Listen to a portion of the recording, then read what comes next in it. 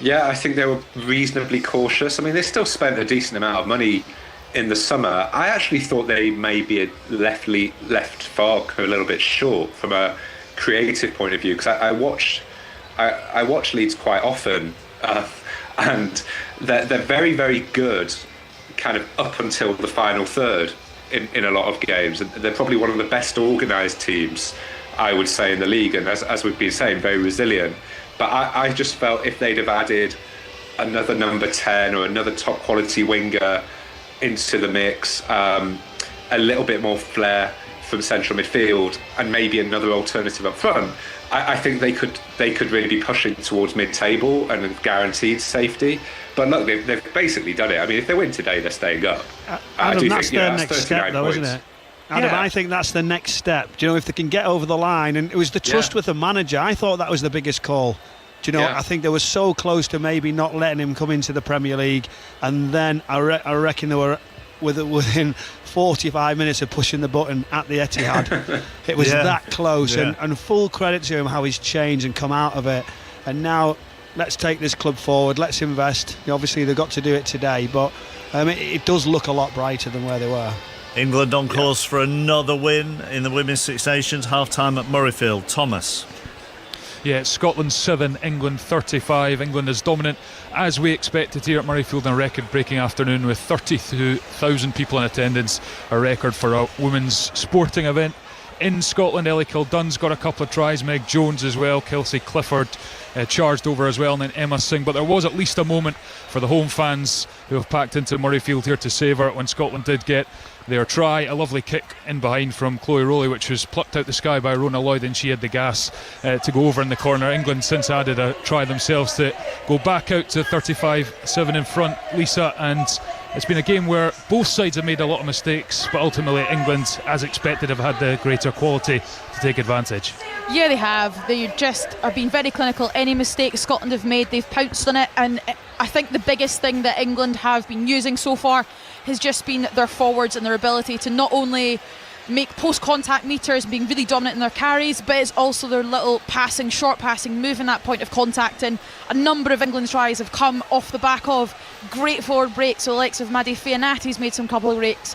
Maud Muir in her 50th cap had an absolute rumble and thought she was going to run it in from the 22 out. But there's some worrying signs from Scotland. I think dominance in tackles needs to go up, and it allows them, therefore, then to stretch the field, cover it defensively, and then limits England's charged edges where they're getting a lot of currency as well. Yeah, England on course for a 35 in a row test wins mark at half-time at Murrayfield. It is Scotland 7, England 35.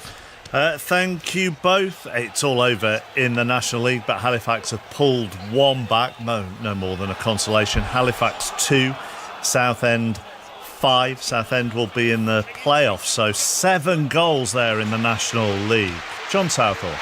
We are running out of time for the goal fest. Brentford 0, Fulham 0. We played 88 minutes of the game. We just had one of Coyote's long throws, and he can launch them.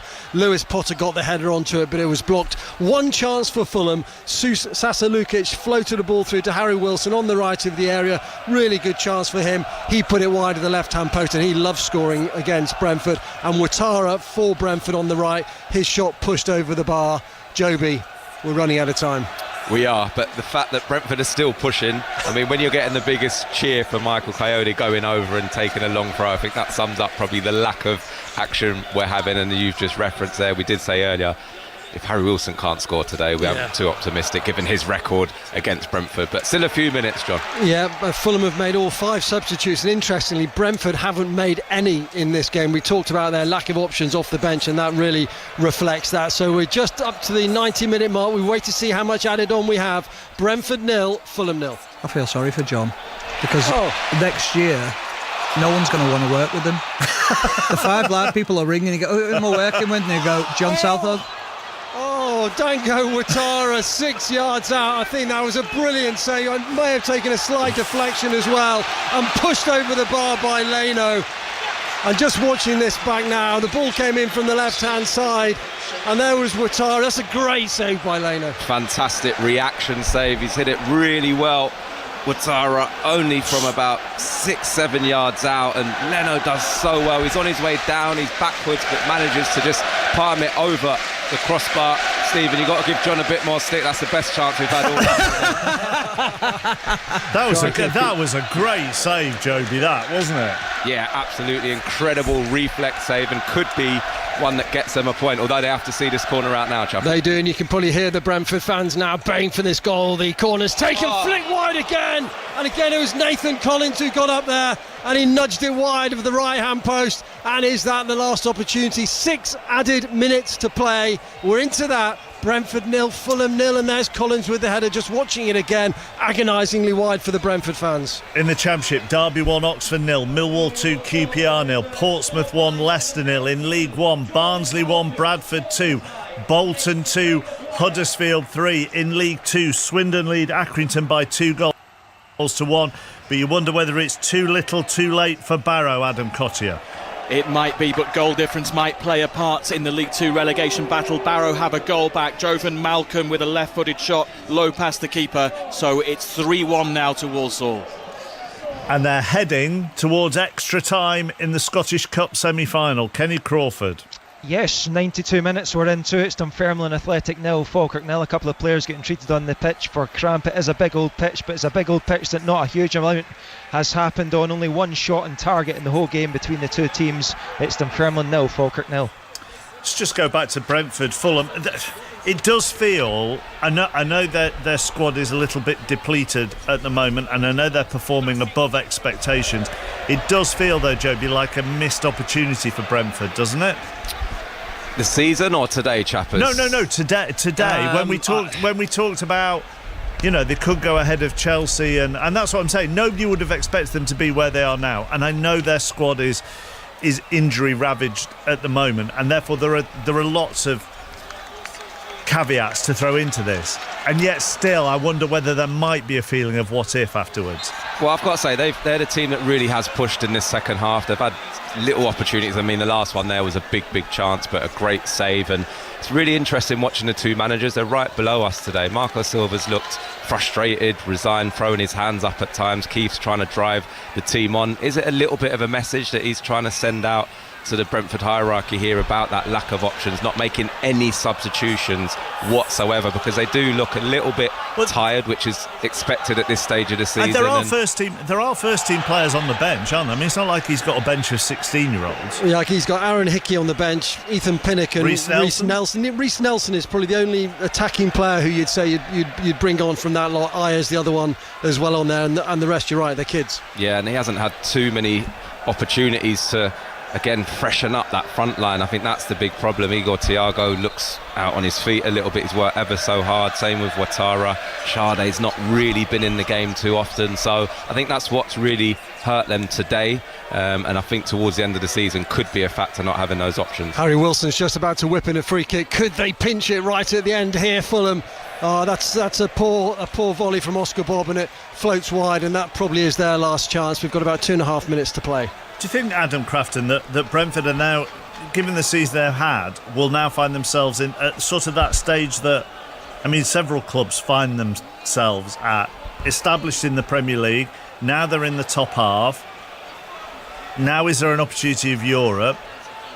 What do you do in the summer about going to the next level? It's always a dilemma for them, isn't it? Yeah, I think that would be more of a problem if the coach had been there maybe 2 or 3 years. I think what they can probably say to him is, look, you've set a standard for what you're capable of producing for 1 year. Go and do it again. We'll help you a bit in the way that we have with Thomas Frank before. I mean, I'd be surprised if Brentford fans are frustrated about only finishing 7th or 8th. You know, I think it's a bit different to maybe Brighton, maybe, where there is that feeling of, you know, we've been at this level for maybe 3, 4, 5 years now. What can we do to jump? But no, I think Brentford should just carry on doing what they do, which is very effective. It may be that, who knows, I mean, I imagine there'll be interest in Igor Thiago, maybe Sade. They may have to rebuild again to a certain extent. Let's go into the Championship. Full-time whistle at the Den. Millwall have gone second. Emily Herbert. Yep, they're in the automatic promotion spots. Millwall 2, QPR 0. Mazu Saku with his first goal for the club. 2 minutes in, and then from there, one-way traffic. Negley adding a second to seal it. Complete control from start to finish. A statement win. QPR asleep. Full-time, Millwall 2, QPR 0. Once we get all the full times at 12:30, I'll give you the relevant league tables and how they are affected. But Accrington have just got a late equaliser at Swindon. Swindon 2, Accrington 2, which would be a dent for Swindon's hopes of automatic promotion. Let's go to air for the first time this afternoon. Darren Owen. Thanks, Mark. Yeah, Scottish champion hurdle underway. Less than half a mile to go, and the favourites in front, Tutti Quanti, in the hands of Harry Cobden. This horse looking for another significant hurdle success and is in front by about 2 lengths, but for how long? Has been driven along because Captain Hugo is cruising along the outside to get into a nice challenging position between horses Dedicated Hero and Ooh Betty, and then comes All In You at the second last hurdle. Oh, Tutti Quanti, a faller. He has fallen at the second last and has hampered All In You. After that, Captain Hugo and Dedicated Hero are the two now who are left to fight it out, and it is Dedicated Hero in the hands of Danny McMenamin, jumps nicely at the final hurdle and goes 5 lengths clear. Captain Hugo in second place, race on for third between Ooh Betty and All In You, and inside the final 100 yards it is Dedicated Hero. This is a Scottish success for Sandy Thompson, Danny McMenamin doing the steering. Dedicated Hero has won the Scottish champion hurdle. Captain Hugo second, Ooh Betty in third place, and All In You was fourth. Dedicated Hero, the 12-1 winner of the Scottish champion hurdle. Scottish Grand National to follow. Thank you, Darren. We'll be back for that. Always a danger when you go to the racing commentary that you might have missed a big goal somewhere. No chance of that here. Brentford 0, Fulham 0. The full-time whistle has gone. Brentford, you have to say, the better side in the second half. They had their chances. Ouattara on the right of the area, straight at Leno. Damsgaard volleyed wide. Collins with 2 flick headers, both wide of the right-hand post. Lewis Potter with a header blocked by his own player. One chance for Fulham. Harry Wilson unmarked on the right of the area, and he shot wide of the left-hand post. Then in the 90th minute for Brentford, Dango Ouattara 6 yards out. A quite brilliant save by Bert Leno to earn his side the point. So 5 draws on the trot now for Brentford, and as we mentioned a moment ago, Joby, you have to think a missed opportunity for them. Yeah, it's a real tough one because they've given absolutely everything today, and I think from a manager's point of view that's all you can ask. Did they lack a little bit of quality in that final third? Yes, but I think it's understandable. Really, really interesting, you know, the fact that Keith Andrews didn't make one substitution. It's so rare, particularly at this stage of the season. You know, you think that is a statement? I think it has. There's got to be a message in there somewhere along the line, whether it's a broader one to the club in terms of lack of depth, and yes, they've got some injuries at the moment. Again, we spoke about Reece Nelson. He would be the most obvious one that you feel would come on. I know Keith has spoken fairly publicly about him not being in the best condition to maybe come in and impact a game. And then you look at Fulham's bench, I'm sure he's looking across, you know, to the other dugout and seeing the options that they bring on, the likes of Raul Jimenez and Josh King, COYI, and they really didn't use those subs. Fulham, they were flat today. They were really poor, I've got to say, in the second half in particular. I thought Brentford at least had a go. Yeah, Brentford and the manager just going around the pitch at the moment to applaud their supporters. So 5 draws on the trot for them in the league. And the league table now, they remain in 7th, Brentford, but they are level on points with Chelsea in 6th on 48. So it's finished here. Brentford 0, Fulham 0. No further questions. Goodbye to you both. 2 huge goals in League One. Both the home sides, both down to 10, have equalised late on. Barnsley at home to Bradford in the 6th minute of second half stoppage time. And that is significant as regards Cardiff, because now Cardiff, Bradford failing to win there, Cardiff will go up this afternoon depending on what Stockport do. We'll deal with that a little bit later, but it increases Cardiff's chances of going up this afternoon. And Bolton, in the 11th minute of second half stoppage time, have equalised at home to Huddersfield. So that is 3-3 and is a dent for Huddersfield's hopes of getting in to the playoffs. Southend have got a 6th. In the National League, they lead 6-2 at Halifax. That has finished. They are in the National League playoffs, are the away side. Into extra time in the Scottish Cup semi-final. Kenny. Yeah, this is a semi-final which has not lived up to its billing. Dunfermline and Falkirk really don't like each other. We thought it was going to be feisty. It was at times, but at the expense of chances, and now extra time has just kicked off, so another half hour. Hopefully it'll be more open. Dunfermline 0, Falkirk 0. Earlier, Millwall beat QPR 2-0 in the Championship. We heard from Emily Herbert. Huge result at the bottom of the table. Chris Wise. Portsmouth have beaten Leicester City by a goal to nil. 3 wins in a row for Pompey. 7 clear of the bottom 3. The winner, a scruffy goal from Iban Bowett, their centre half, just beyond the hour. Leicester had chances through Daka and Vestergaard, but it's another insipid performance from the Foxes. They are 5 points from safety now. That could be 8 by the end of the day with 3 games to go. We are talking about a team 10 years on from winning the Premier League title, 5 years on from being FA Cup champions, who are now on the very brink of going down to League One. It could even happen as early as Tuesday, depending on results. This Leicester team, they've produced miracles before. I hope they know where the book of spells is kept, because they need another one from here. Portsmouth 1, Leicester 0. Now, the other lunchtime game in the Championship affects both the playoff race and the bottom of the table. Derby have beaten Oxford 1-0. Charlie Slater. It is a 6th home win on the spin. Jayden Burnell with the winner. Wonderful solo effort. He dribbled the ball 70 yards before finding the bottom corner of the net. It means Derby go 2 points off the playoff places for now.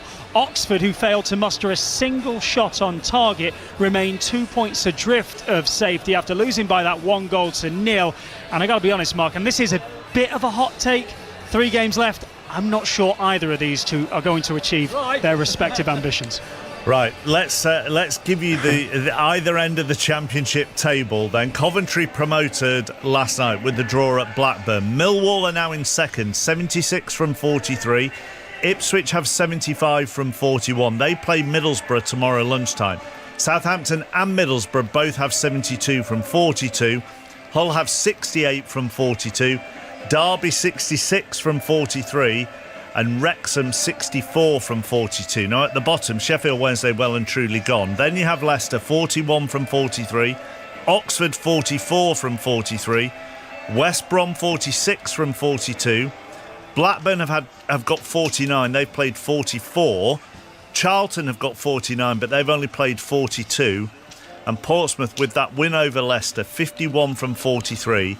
They are now 7 clear of the relegation zone. Both the games in League One have finished. Both home sides down to 10. Both getting late equalisers. Barnsley 2, Bradford 2.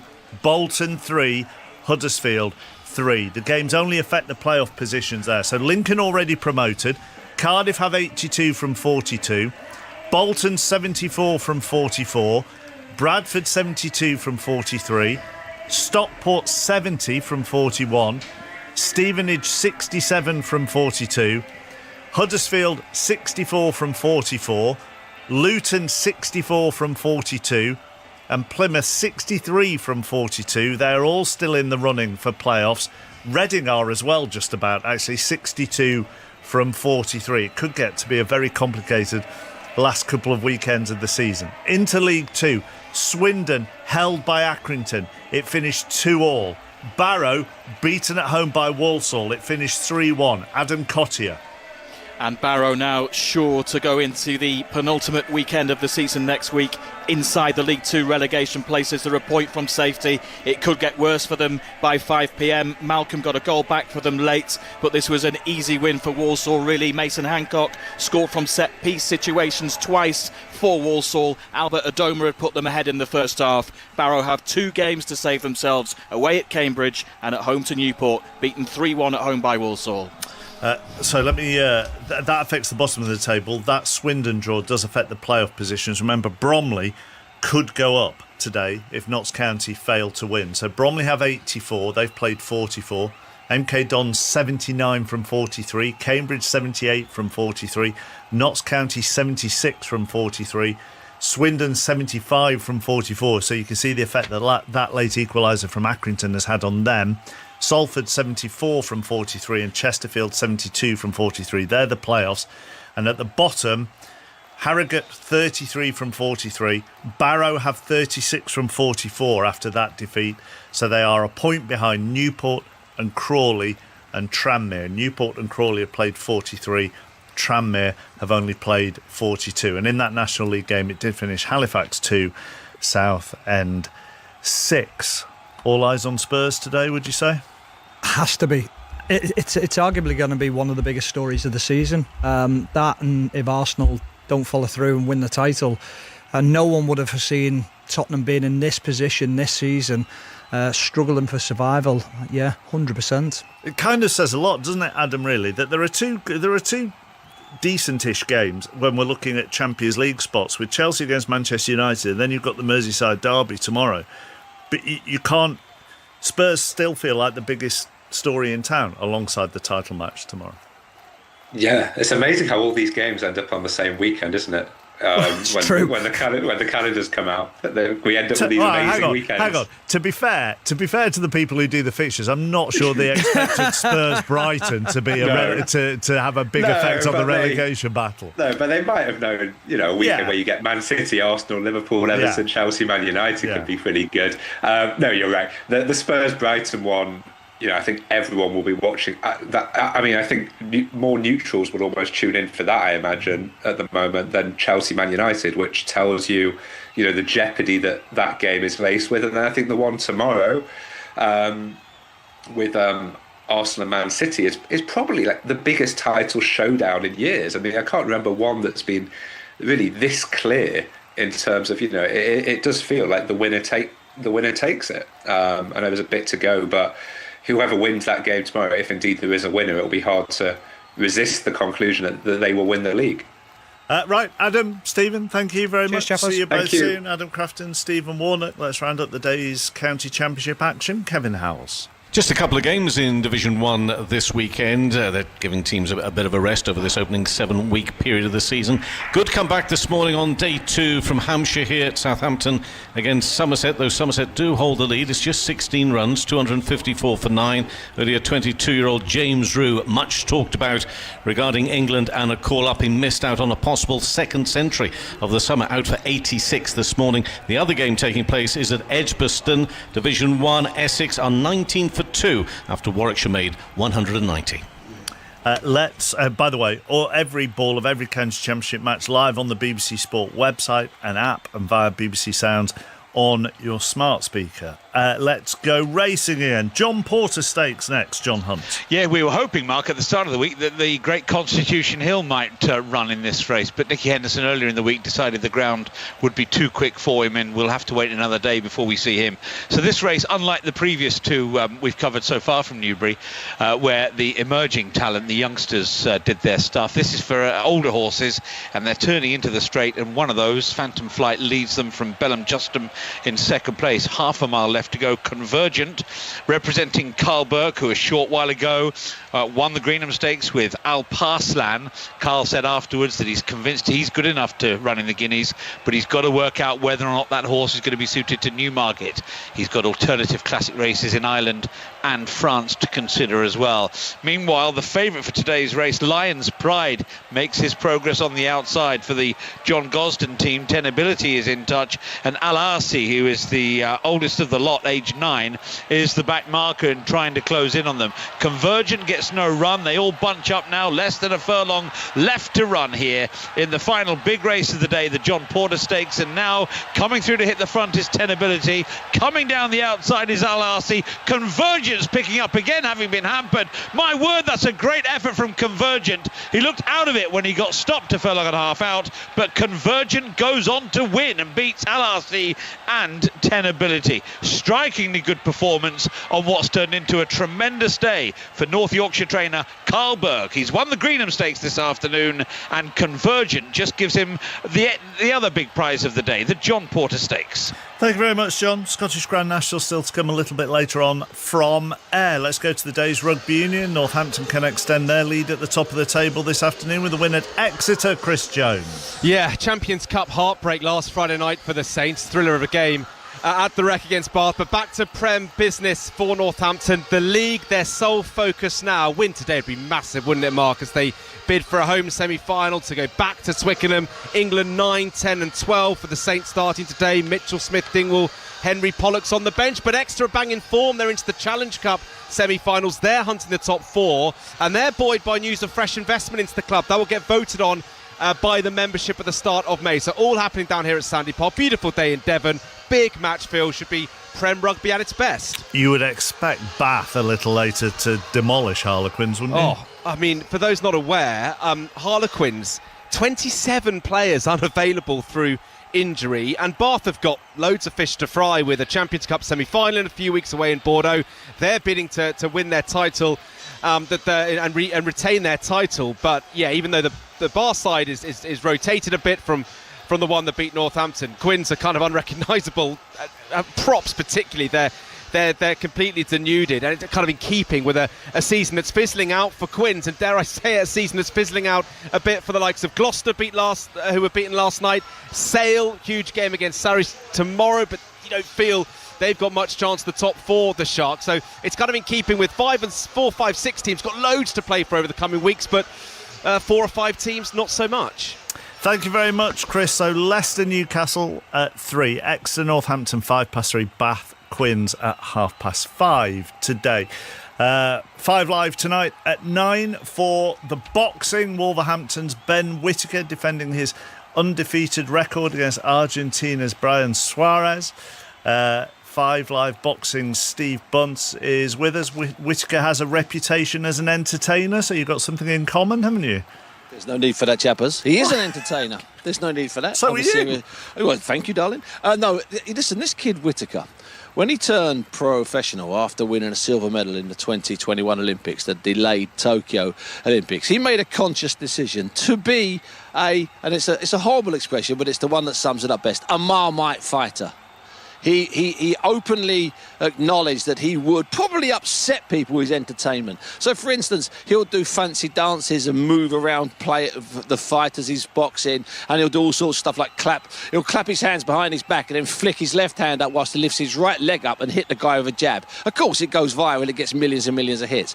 He's the nicest, most grounded fighter in boxing at the moment. He truly is. However, he does have this image. An entertainer's kind. There's an awful lot of other words which we can't use about 3 o'clock in the afternoon to describe it. But Steve, that's the case in anybody's a bit different, or anybody. Thank you. Look at Jonesy just then mentioned that Pollock's on the bench for look at Henry Pollock in rugby union. This, sport needs entertainers, but then people criticise them. Well, listen, they do, Chubbers. I'm not one of those people, as you know. I might be classified as old school on account of being old school, but I like the modern. I'm like the modern sportsmen. I like them to have a bit of edge. In fact, Henry Pollock was ringside a couple of weeks ago, and the kid's got it. Yeah, he wanders in, his chest is out, he's wandering behind people. He ain't getting out of the way for anybody. He's sitting down at ringside. He's Billy Big Bananas. You got to love it. Well, that's what Ben Whittaker's like. In fact, Ben Whittaker and Henry Pollock in a room for half an hour, they'd just be preening comfortably for about half an hour on their own. They wouldn't realise there was no one watching. They just have to preen. That's a good matchup, actually. Pollock and Ben Whittaker. What? As that isn't the matchup tonight, and the matchup is against Suarez. What sort of challenge does Suarez provide then? Well, I'd like to just say to you he's dangerous, but I don't need to say it he's dangerous, because you might roll your eyes with your feet up on your stage there with your la-di-da in your hand, relaxing. But let's look at his statistics, okay?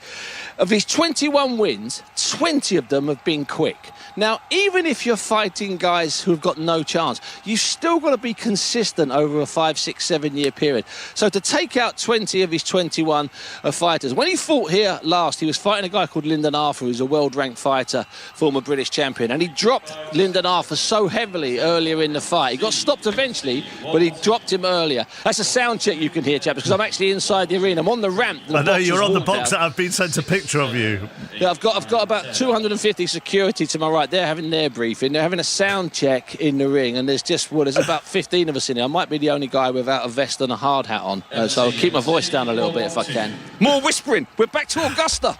Shall I move on? Thank you very much. Steve Budd's part of our coverage. 5 Live at 9 o'clock tonight. Let's go back to Murrayfield, Thomas Duncan and Lisa Martin. Yeah, where England have scored their 6th try of the afternoon. Just been too strong for Scotland throughout, as we expected. Their power showing a rumbling maul, and Emil Cockaine dotted down at the back of it to stretch their lead to 42 points to 7. Lisa Martin and Scotland had done well in the first 5-6 minutes of the second half, frustrated England, but then ultimately England just sort themselves out and again get the job done with another score. Yeah, it's just little mistakes and playing in the wrong areas. Scotland are playing a lot of rugby between the 2 10-metre line, so a lot of effort for not much gain, and any time there's a mistake in there, England are capitalising. Any penalties are getting kicked into the corner, and we know how threatening their set piece is. And arguably, with it being only their first maul try of the game, yes, it's great, but it's a worrying sign that this potentially could be the start of a bit more. Yeah, and England are changing their entire front row, loads of depth on there, so it could only potentially get worse for Scotland, who do have a bit of field position here though, and at the moment it's Scotland 7, England 42, 51 minutes on the clock. Thank you very much, BBC Television. If you want to watch the remainder of that, you can also find the snooker on there and on the BBC Sport website and on the iPlayer as well. Our base from 3 o'clock is Ellen Road, Leeds against Wolves. Newcastle Bournemouth is on Sports Extra if you want to listen to that. And then at 5:30, full commentary here on 5 Live of Spurs against Brighton. Approaching 2:45. Alison Hughes has the latest news. The voice of the UK. This is BBC Radio 5 Live. Thanks, Mark. Iran's military says the Strait of Hormuz, which is critical for the world's supply of oil and gas, is closed again, just hours after the country's foreign ministry said it had reopened.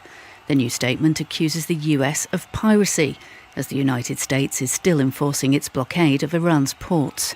President Trump says that will continue until a peace deal is agreed. Experts say some big mortgage lenders are cutting the rates on new deals. The financial markets are responding to hopes of a long-term truce in the war in Iran. The chief Foreign Office official, who was forced out of his job on Thursday, is expected to face MPs on Tuesday. Sir Keir Starmer says Sir Ollie Robbins didn't tell him there were vetting concerns about Lord Mandelson before he was given the job of ambassador to the United States. And a vaccine given during pregnancy to protect newborns against some chest infections has been shown to cut hospital admissions of babies in England by 80%. A virus called RSV can leave young babies gasping for breath and struggling to feed. Welcome to the Wayne Rooney Show. Wayne Rooney, Kate Hurd and me, Kelly Summers, break down the biggest stories in the Premier League and beyond. He's gone in quite quick, but he hasn't caught him high. I just don't think it's a red card. Plus, we'll hear the funniest and most outrageous stories from Wayne's career. I was going into positions and doing things I shouldn't have really been doing, but you do it because you feel like you have to, and that helped us drive on and win the FA Cup. The Wayne Rooney Show. Watch on iPlayer, listen on Sound. This is 5 Live Sports with Mark Chapman. Listen on BBC Sounds. First Premier League game of the day finished goalless between Brentford and Fulham. Our base at 3 o'clock. Leeds against Wolves. Alistair Bruceball. It's the same Leeds starting 11 that got the vital win at Old Trafford on Monday night. It means if they win this one, they are 9 points clear of the bottom three. It'll heap pressure on Spurs in particular ahead of their game against Brighton later on. For Wolves, Dan Bentley makes a first appearance of the season in goal. Jose Sarr's out with a shoulder injury, and unless they get their first away win of this sorry season, they could be relegated tonight or on Monday. Let's go back to the Scottish Cup semi-final. Kenny Crawford. Half-time and extra time, Mark. It's Dunfermline Athletic 0, Falkirk 0. Place in the final at stake against either Celtic or St Mirren. That semi-final tomorrow. It seemed destined for penalties since minute one this game. It's not been a classic, but can someone produce the magic moment in this next 15 minutes? Dunfermline 0, Falkirk 0. Let's go round our featured 3 o'clock game. So earlier in the Championship, Millwall 2, QPR. It puts them second. Derby 1, Oxford 0. Portsmouth 1, Leicester 0. Southampton still have hopes of automatic promotion. They're fourth. They're going for their 7th straight league win. They're at Swansea. Molly Stevens. Yes, but Derby's win does mean that Southampton cannot guarantee a top 6 spot today. They could go third temporarily though, but only if they win today by 7 goals. Tonda Eckert makes 6 changes as Wood, Downs, Yander, Azaz, Cienza and Stewart come in. Franco and Cullen start for Swansea. Hull have that final playoff spot at the moment, but Derby's win has closed the gap on them. Hull winless in their last 3, Birmingham are their visitors this afternoon. Julia Bold. Hull need to find a win to ensure Derby and Wrexham can't catch them, but it is still in their own hands. 2 changes to their side that lost a lead at Sheffield United last week. John Lundstrom sent off in that one, and no Cody Drammer as this season's ended early due to a quad injury. They're replaced by Paddy McNair, who's at left back, and Joe Gelhardt just behind Ollie McBurney. As for Birmingham, they might be well off the playoff spots themselves, but it was an impressive performance last time out, beating Wrexham 2-0 to dent their campaign for promotion. Chris Davis sticks with the same 11 today as he looks to have yet another say in who finishes 6th. Now, Wrexham are 4 points off Hull. They really do need to get back to winning ways. They're taking on Stoke, who've struggled on the road. Betty Glover. Terrible away form for Stoke. Their job today is to try and end that run of 5 straight defeats on the road, but at this stage of the season they've got nothing to play for. They sit 16th. Wrexham, however, have 4 games to get back into the top 6. A win today here is vital. The fans are very edgy. They're not exactly full of confidence. Just 1 win in their last 5, back-to-back defeats as well. Phil Parkinson has made 4 changes, but the headline is in goal. Okonkwo drops to the bench for Danny Ward, who makes his first appearance since August. Huge opportunity for West Brom now this afternoon after defeats for Oxford and Leicester earlier today. They're at Preston. They're unbeaten in their last 7 in the league. Shojo Saka.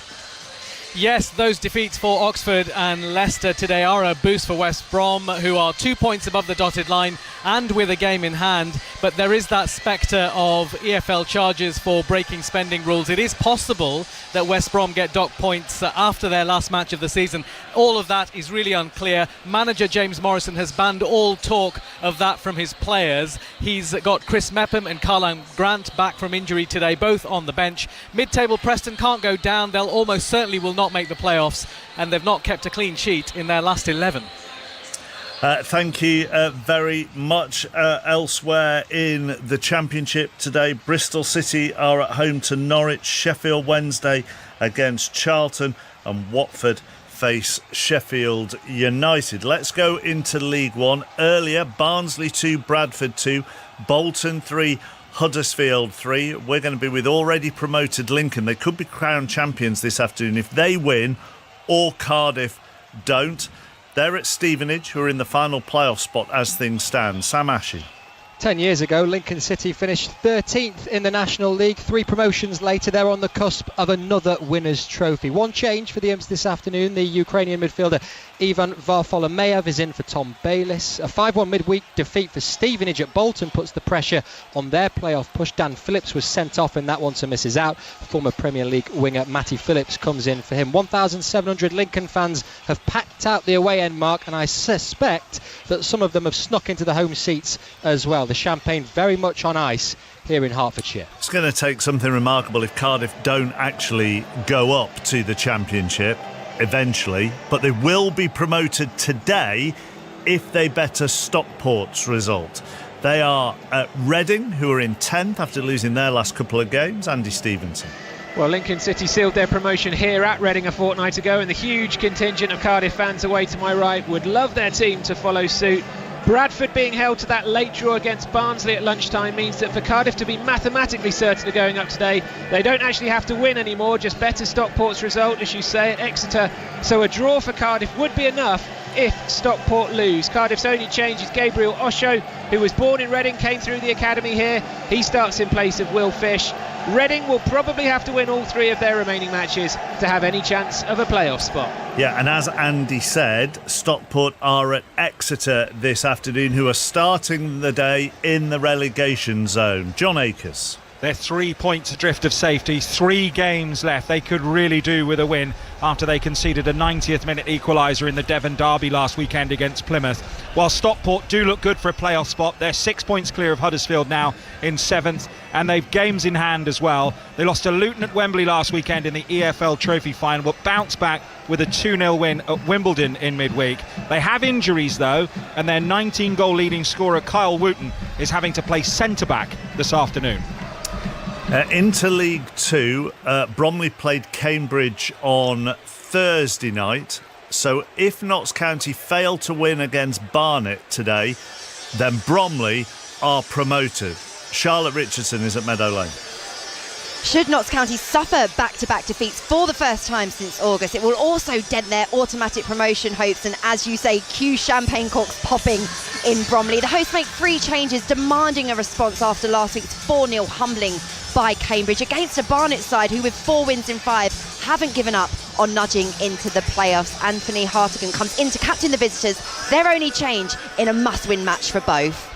MK Dons are in second. They are 5 points behind the leaders Bromley. They're 3 points ahead of Notts County, who are fourth, as we are saying. They're at Crewe today. Mark Webber.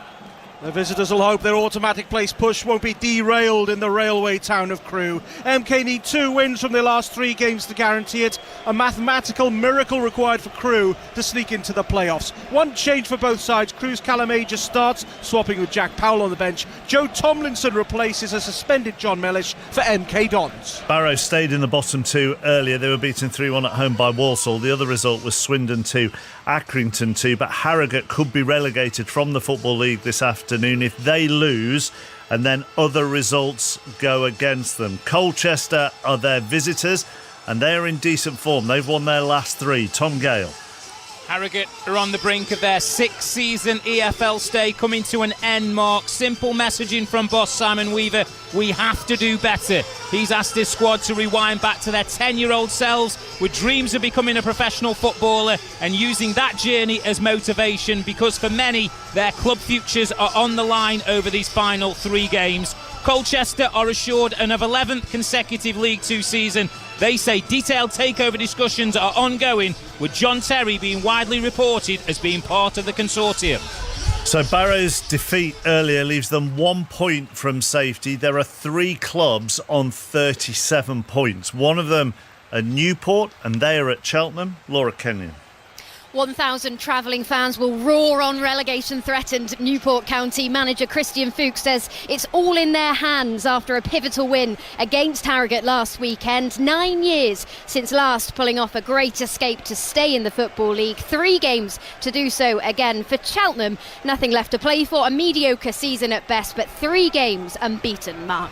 The other 2 sides are 1 point above the relegation zone are Tranmere, who are at home to Bristol Rovers, and Crawley, who are at home to Shrewsbury. Back to Hampden, Kenny Crawford. 8 minutes left of extra time, Mark. Dunfermline Athletic 0, Falkirk 0, but what a chance for Neil Lennon's Dunfermline to snatch it there. 17-year-old Lucas Fife on as a substitute.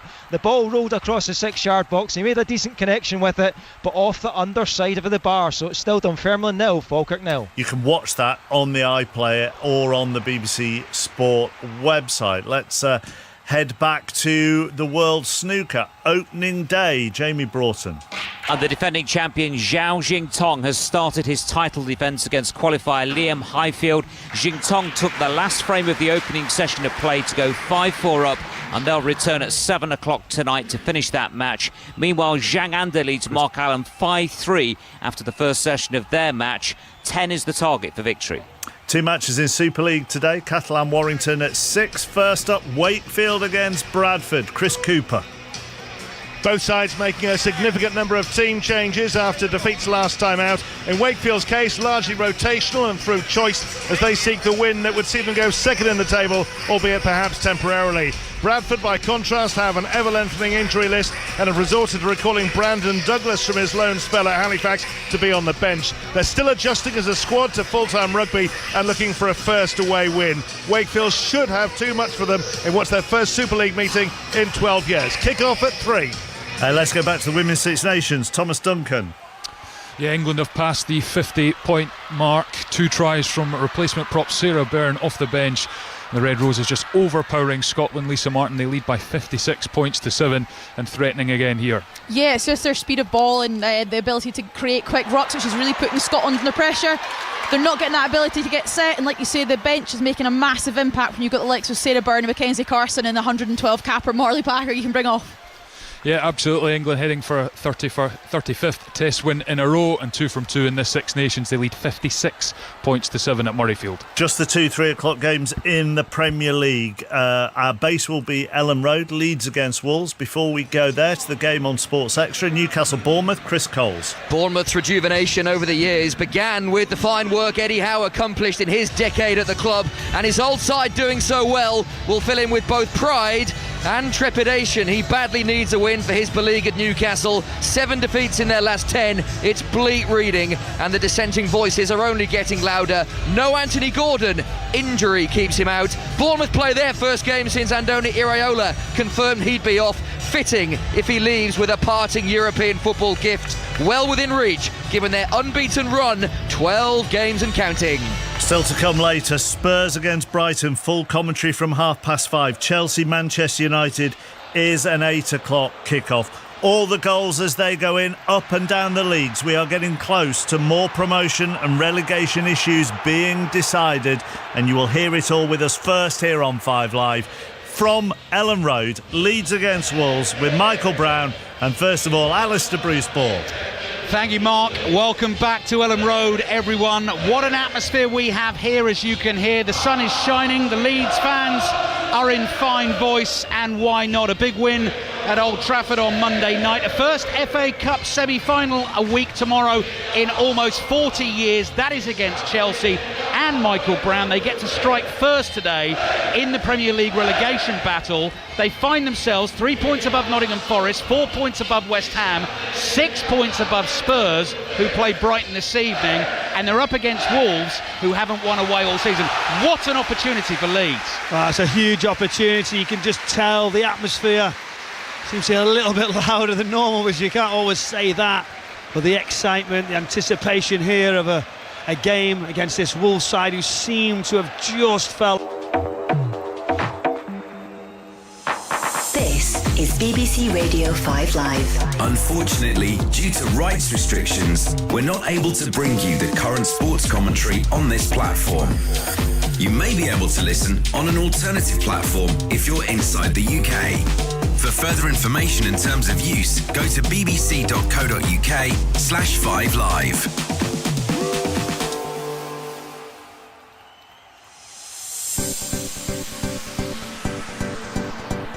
This is BBC Radio 5 Live.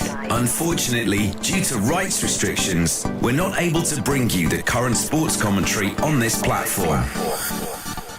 You may be able to listen on an alternative platform if you're inside the UK.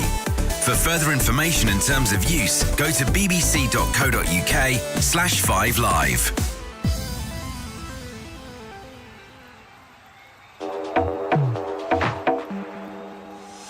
This is BBC Radio 5 Live. Unfortunately, due to rights restrictions, we're not able to bring you the current sports commentary on this platform.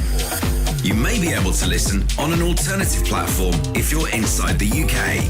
For further information in terms of use, go to bbc.co.uk/5live.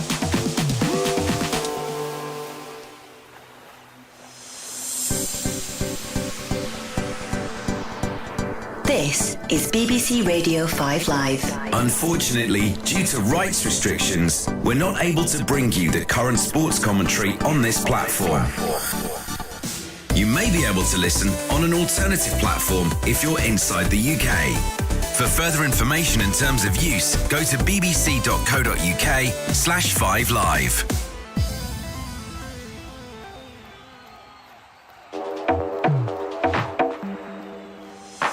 This is BBC Radio 5 Live. Unfortunately, due to rights restrictions, we're not able to bring you the current sports commentary on this platform. You may be able to listen on an alternative platform if you're inside the UK.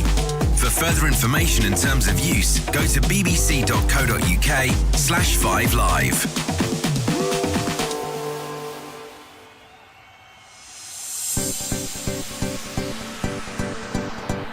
This is BBC Radio 5 Live. Unfortunately, due to rights restrictions, we're not able to bring you the current sports commentary on this platform. You may be able to listen on an alternative platform if you're inside the UK. For further information and terms of use, go to bbc.co.uk/5live.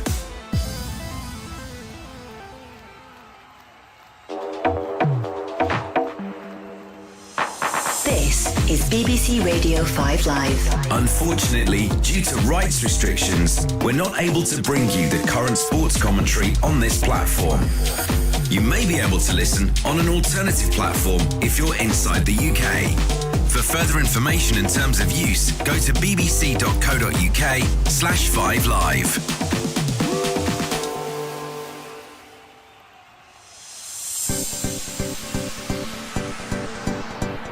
This is BBC Radio 5 Live.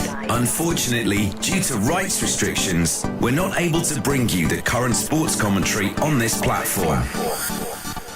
You may be able to listen on an alternative platform if you're inside the UK. For further information and terms of use, go to bbc.co.uk/5live.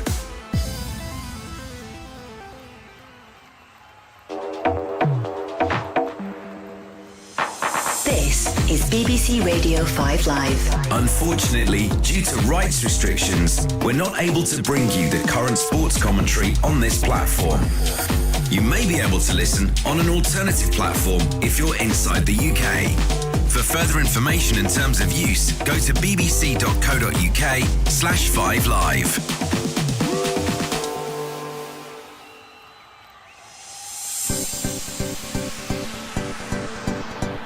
This is BBC Radio 5 Live. Unfortunately, due to rights restrictions, we're not able to bring you the current sports commentary on this platform. You may be able to listen on an alternative platform if you're inside the UK. For further information and terms of use, go to bbc.co.uk/5live.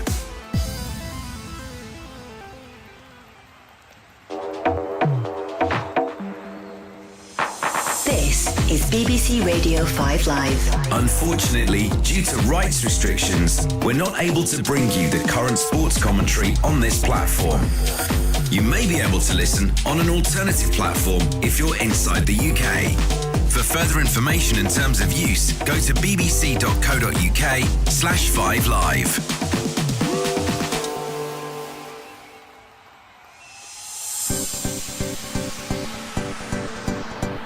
This is BBC Radio 5 Live.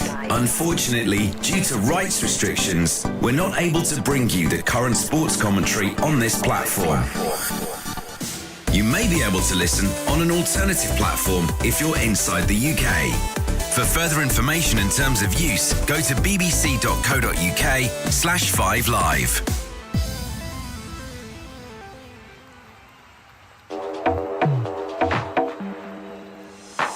This is BBC Radio 5 Live. Unfortunately, due to rights restrictions, we're not able to bring you the current sports commentary on this platform. You may be able to listen on an alternative platform if you're inside the UK. For further information and terms of use, go to bbc.co.uk/5live.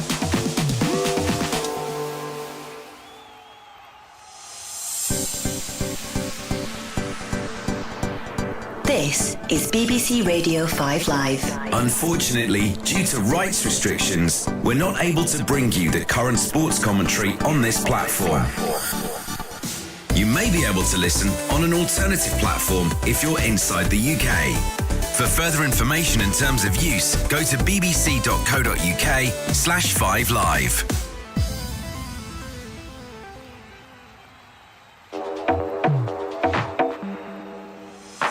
This is BBC Radio 5 Live. Unfortunately, due to rights restrictions, we're not able to bring you the current sports commentary on this platform.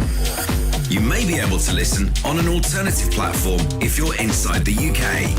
For further information and terms of use, go to bbc.co.uk/5live.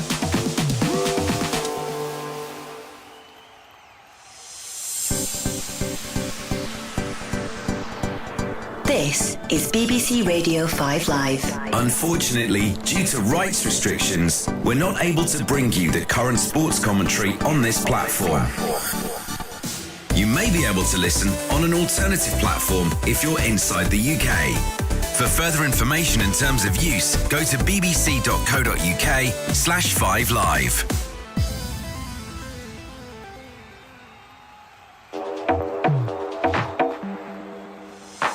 This is BBC Radio 5 Live. Unfortunately, due to rights restrictions, we're not able to bring you the current sports commentary on this platform. You may be able to listen on an alternative platform if you're inside the UK. For further information and terms of use, go to bbc.co.uk/5live.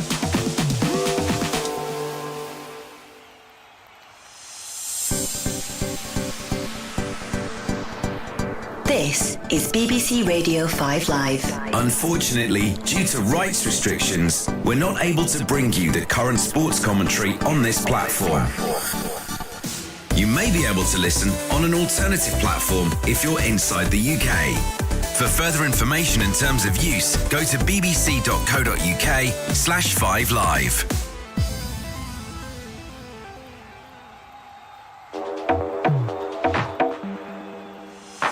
This is BBC Radio 5 Live. Unfortunately, due to rights restrictions, we're not able to bring you the current sports commentary on this platform. You may be able to listen on an alternative platform if you're inside the UK. For further information and terms of use, go to bbc.co.uk/5live.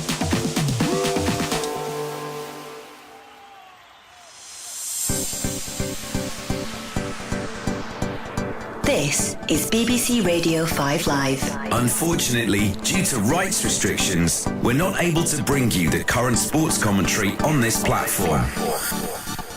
You may be able to listen on an alternative platform if you're inside the UK. For further information and terms of use, go to bbc.co.uk/5live.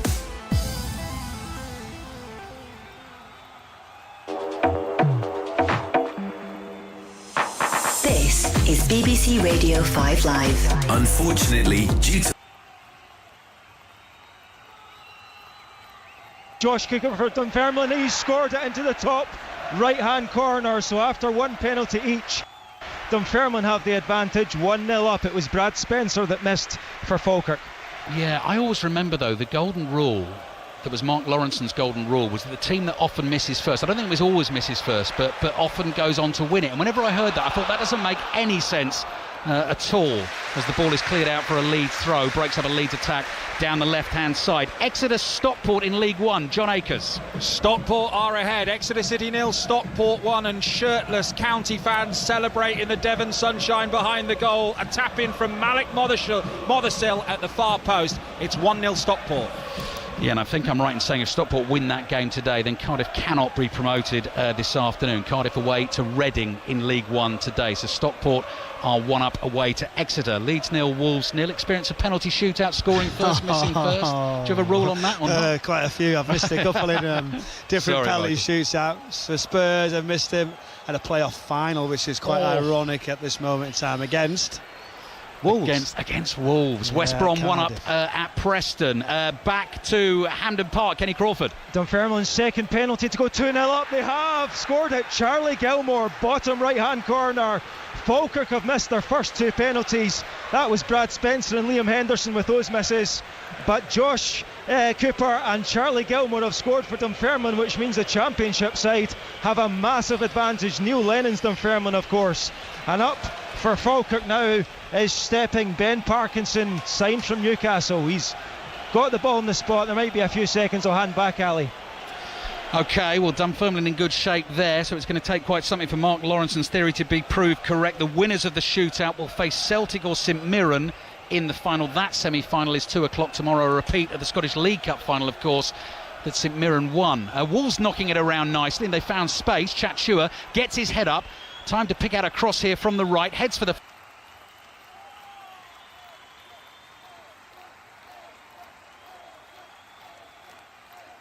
far post. No, doesn't get it beyond the couple of grabs at that Carl Darlow, but he's able to catch it at the second attempt. I told you about the goal at Deepdale, Shojo Saka. Yes, Preston 0, West Brom 1. A lovely interplay up front. Auna Hegebo with a little back heel to play in his strike partner, Josh Maja, who finished right-footed low into the net. West Brom just above the relegation zone or ahead.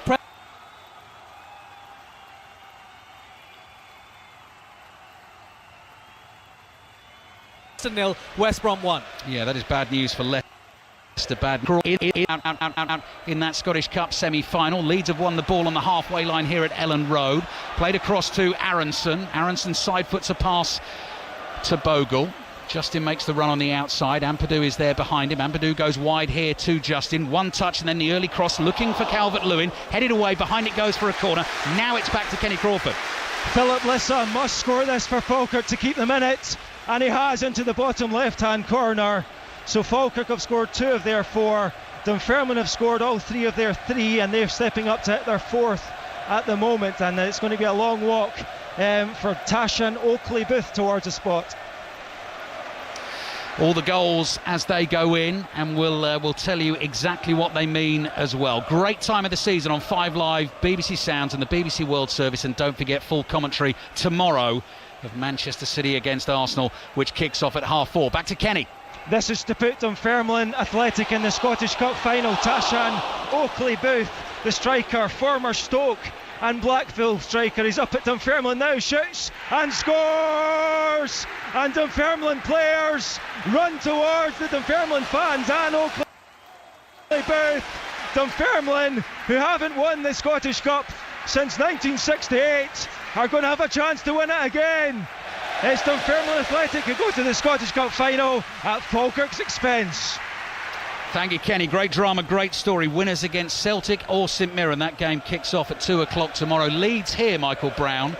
Could be, possibly should be ahead. Strauch's flick on. Calvert-Lewin at the far post couldn't quite force it across the line. Yeah, big opportunity. Set piece was really on point, right around that back post. He's just overstretched Calvert-Lewin, cleared off the line, as you say. Now another chance. A long throw coming in. It's end-to-end at the moment here at Ellen Road. MK Dons one up at Crewe. Throw into the penalty area. The ball is cleared away from the edge of the 6-yard box, and Wolves get up in their numbers. Leeds take possession on the halfway line. So details of that goal at Crewe to come shortly. Here's Mark Webber. Yeah, it's 1-0 corner to Liam Kelly on the right-hand side, 12th minute in, and Curtis Nelson was there to tap it home on the post on the left-hand side to make it Crewe 0, MK Dons 1. Finished Brentford 0, Fulham 0. This is Leeds 0, Wolves 0. It's goalless at Newcastle, Bournemouth. Chris Jones at Sandy Park this afternoon, watching Exeter against Northampton in the Gallagher Premiership. Blistering start to the game. Exeter 2 early tries. Emmanuel Faye-Boso under the post after lovely hands down the short side. How much did England miss Faye-Boso during the Six Nations? Will Grigg over as well for the Chiefs. Northampton should have scored. Slight home bundled into touch. Exeter 14, Northampton 0 after 10. Commentary of that game is over on Sports Extra 2. What about the Super League this afternoon? Chris Cooper's watching Wakefield against Bradford. Blistering start here as well for Wakefield. They lead 8-0, 2 tries from Tom Johnson. The first one inside 2 minutes. Jack Sinfield couldn't have the extras. Wakefield 8, Bradford 0. Leeds 0, Wolves 0. Wolves attacking, cross comes in from deep on the left from Krejci, headed away by Goodmanson, controlled by Chachua. The ball spins off his right boot. He turns away from goal. Gets support from Santiago Bueno. Chachua tries to turn wide on the right. Goodmanson's fouled him. Aghast at the decision by the assistant referee, backed up by the referee. Free kick to Wolves on the right. And Wolves trying to respond, Michael, to what was, they have improved in recent weeks under Rob Edwards, and then threw in that 4-0 defeat at West Ham last time out. I was speaking to a few of the Wolves people about that result and said, is that the time where you've really fell away? Is that the only game? And actually, their opinion was it was 2 breakaways, 2 set pieces, so it wasn't a load in it. There was still a lot of control in possession, in the key moments of the game. Like we're seeing here, good deliveries there from that left-hand side, and Krejci just coming down that left, putting a good ball in, and now an opportunity. Again, this would be a shock. Leeds 0, Wolves 0.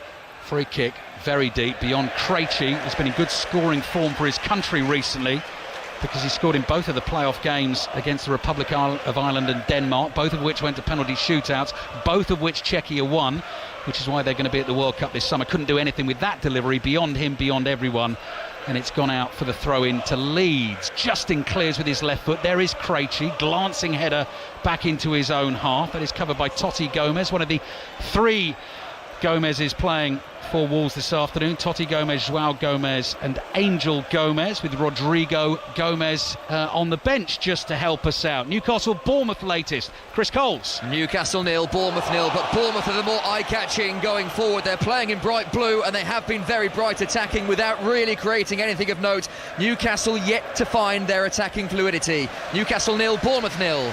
Leeds have won themselves another corner at Ellen Road. The sun is shining. We've played 17 minutes. It is Leeds 0, Wolves 0. They've not been scoring goals at home recently. Michael, Leeds. Well, let's see. That's what we want. A few goals here. Tracy just slipped there, didn't he? Aronson, good run down the right-hand side. Thought he was going to deliver.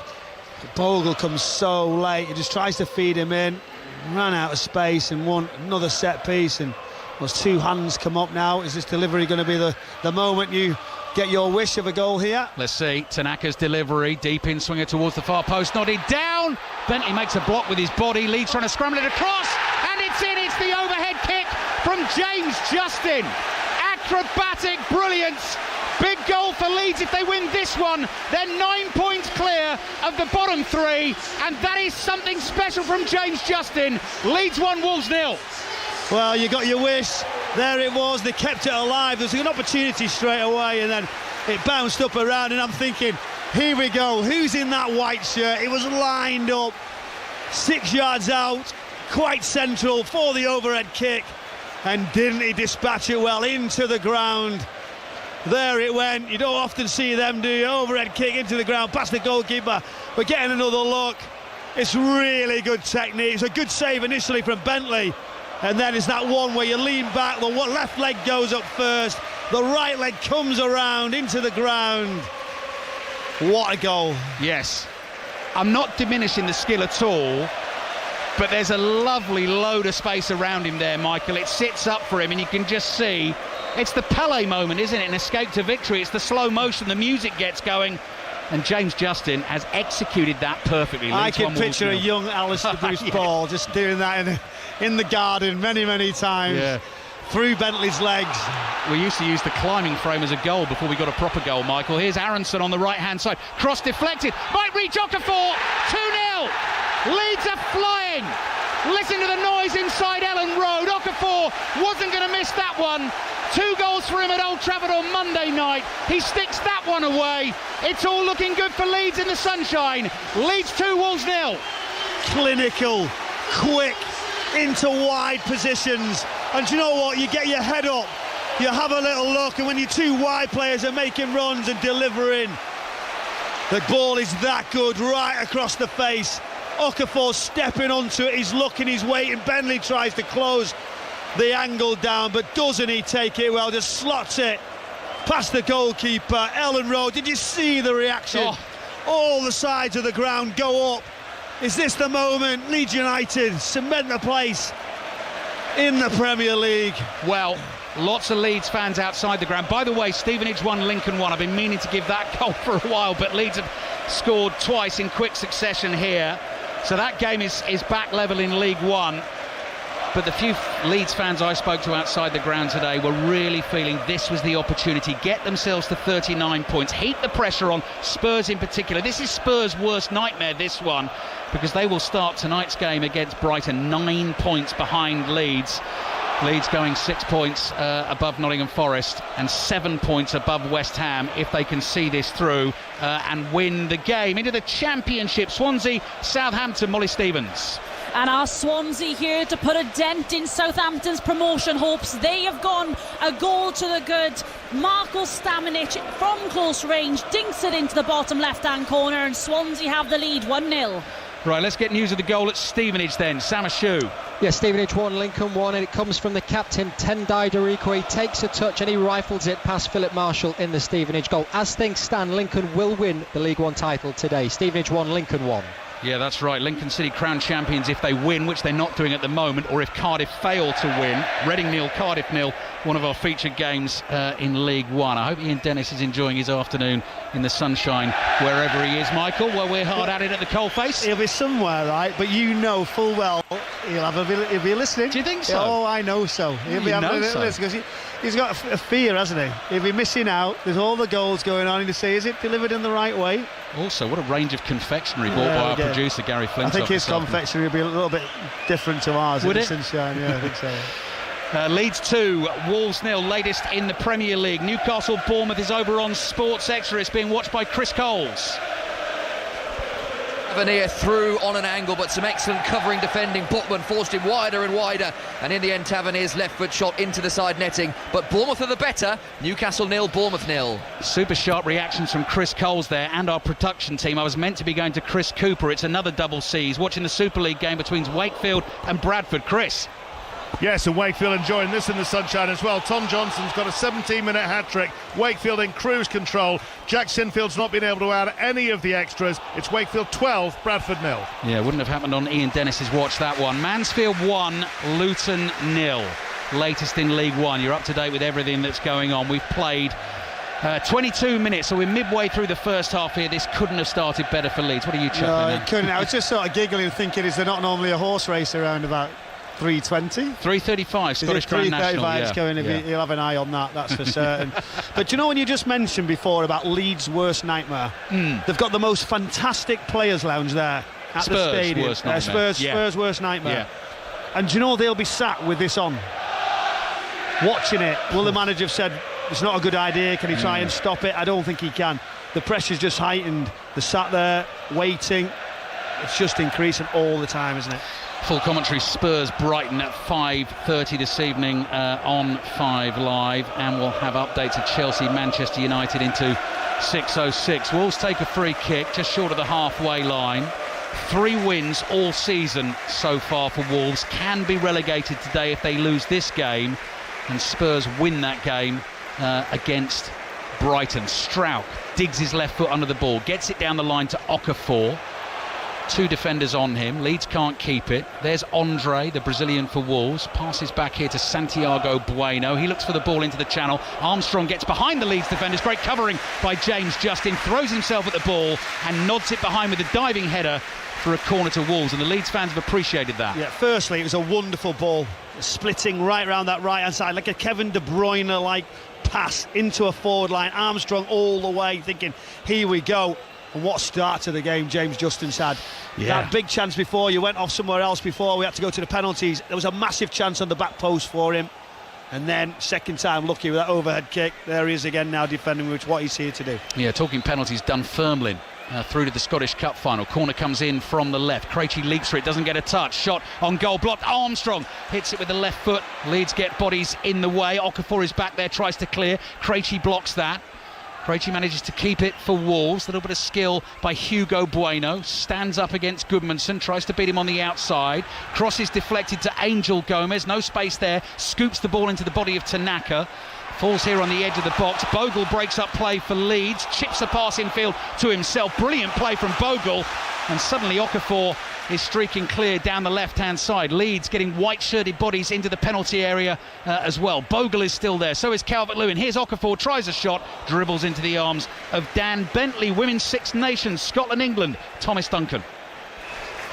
England march on in pursuit of an 8th straight Six Nations crown. They've hammered Scotland here by 84 points to 7 in front of a record home crowd at Murrayfield. They've scored 12 tries in total and were purring at times. And they go 2 from 2 after a 35 straight run of test wins. It's finished at Murrayfield. Scotland 7, England 84. In terms of the promotion race in the Championship, there's been a goal at Hull. Julia Bold. Hull 1, Birmingham 0. It's come from Joe Gelhard on the left-hand side of the box. He's fired the ball beyond James Beadle. They've had to work hard for it. It's Hull 1, Birmingham 0. Rotherham 1 up at Leyton Orient in League One. Let's get an update from Sandy Park. Exeter Northampton, Chris Jones. Some game there. Sexton went 14-0 up and Northampton right back in it. Lovely try, good hands with Hendy linking with Litchfield. Alex Mitchell, the England number 9, under the post. Could have had another Saints, but Exeter scrambled well on their own goal line. Halfway through the first half, Exeter 14, Northampton 7. 5:30, it is Bath Quins, also kicking off at 3 o'clock in the Gallagher Premiership this afternoon. Leicester against Newcastle. Leicester started the day in second place, and they're leading comfortably early on in that game by 24 points to 3. Leeds 2, Wolves 0. Goals from Justin and Okafor. Here's Hugo Bueno dribbling for Wolves, finds a pass to Bellegarde. Barely mentioned his name in the first half here. Bellegarde's ball forward to Bueno, does well to hold off Justin. 10 yards inside the Leeds half, looks for the pass with the outside of the left foot, intercepted, and then Ampadu plays it to his right to Bogle. Bogle looks down the line, that is blocked by Joao Gomez and goes out for a throw into Leeds. Michael Brown. Yeah, Wolves are trying to play, aren't they? Little triangles, quick passes, and trying to get just behind that back line of Ampadu and Tanaka. The defenders so aggressively, aren't they? Especially down that right-hand side. Bogle and Justin just all around it. Now they just take the time, set piece, just trying to go down that right-hand side with a long throw in. But Okafor looks bright, they look sharp, they look quick, and I think they've got cover all around. When Bogle goes, they just shift into that back four. So it's either one of them. Goodmanson can also do it as well, not so much when he's got Okafor really down that left-hand side as Aronson sort of drifts inside the pitch. Rotherham 1 up at Leyton Orient in League One. Another goal in the game between Stevenage and Lincoln. Sam Ashu will have the details shortly. I can tell you Jamie Reid has scored. Stevenage 2, Lincoln 1. I can also tell you that Noah Okafor came into Chris Sutton's fantasy football team this weekend. I spotted that just before kick-off. Always does something a little bit different. Everyone else has gone for Calvert-Lewin. Chris has gone for Okafor, and Okafor has scored. Here's Bueno, Hugo Bueno, to Joao Gomez. Leeds leading Wolves 2-0, currently going 9 points clear of the bottom 3. Good football from Wolves. Angel Gomez can't control that just inside the box, and the ball runs through to Carl Darlow. Mansfield have a second against Luton. Mansfield 2, Luton 0 in League One. Aronson round the corner to Bogle. Justin heads it away now for Leeds. Here is Sam Ashu with news of that goal at Stevenage. Yeah, playoff chasing Stevenage back in front. It's great work on the right by Dan Kemp. He finds space and puts in a brilliant cross. It falls to Jamie Reid, who heads home. Lincoln still win the league as things stand due to Cardiff drawing. Stevenage 2, Lincoln 1. Right, back to Exeter for the football, not the road.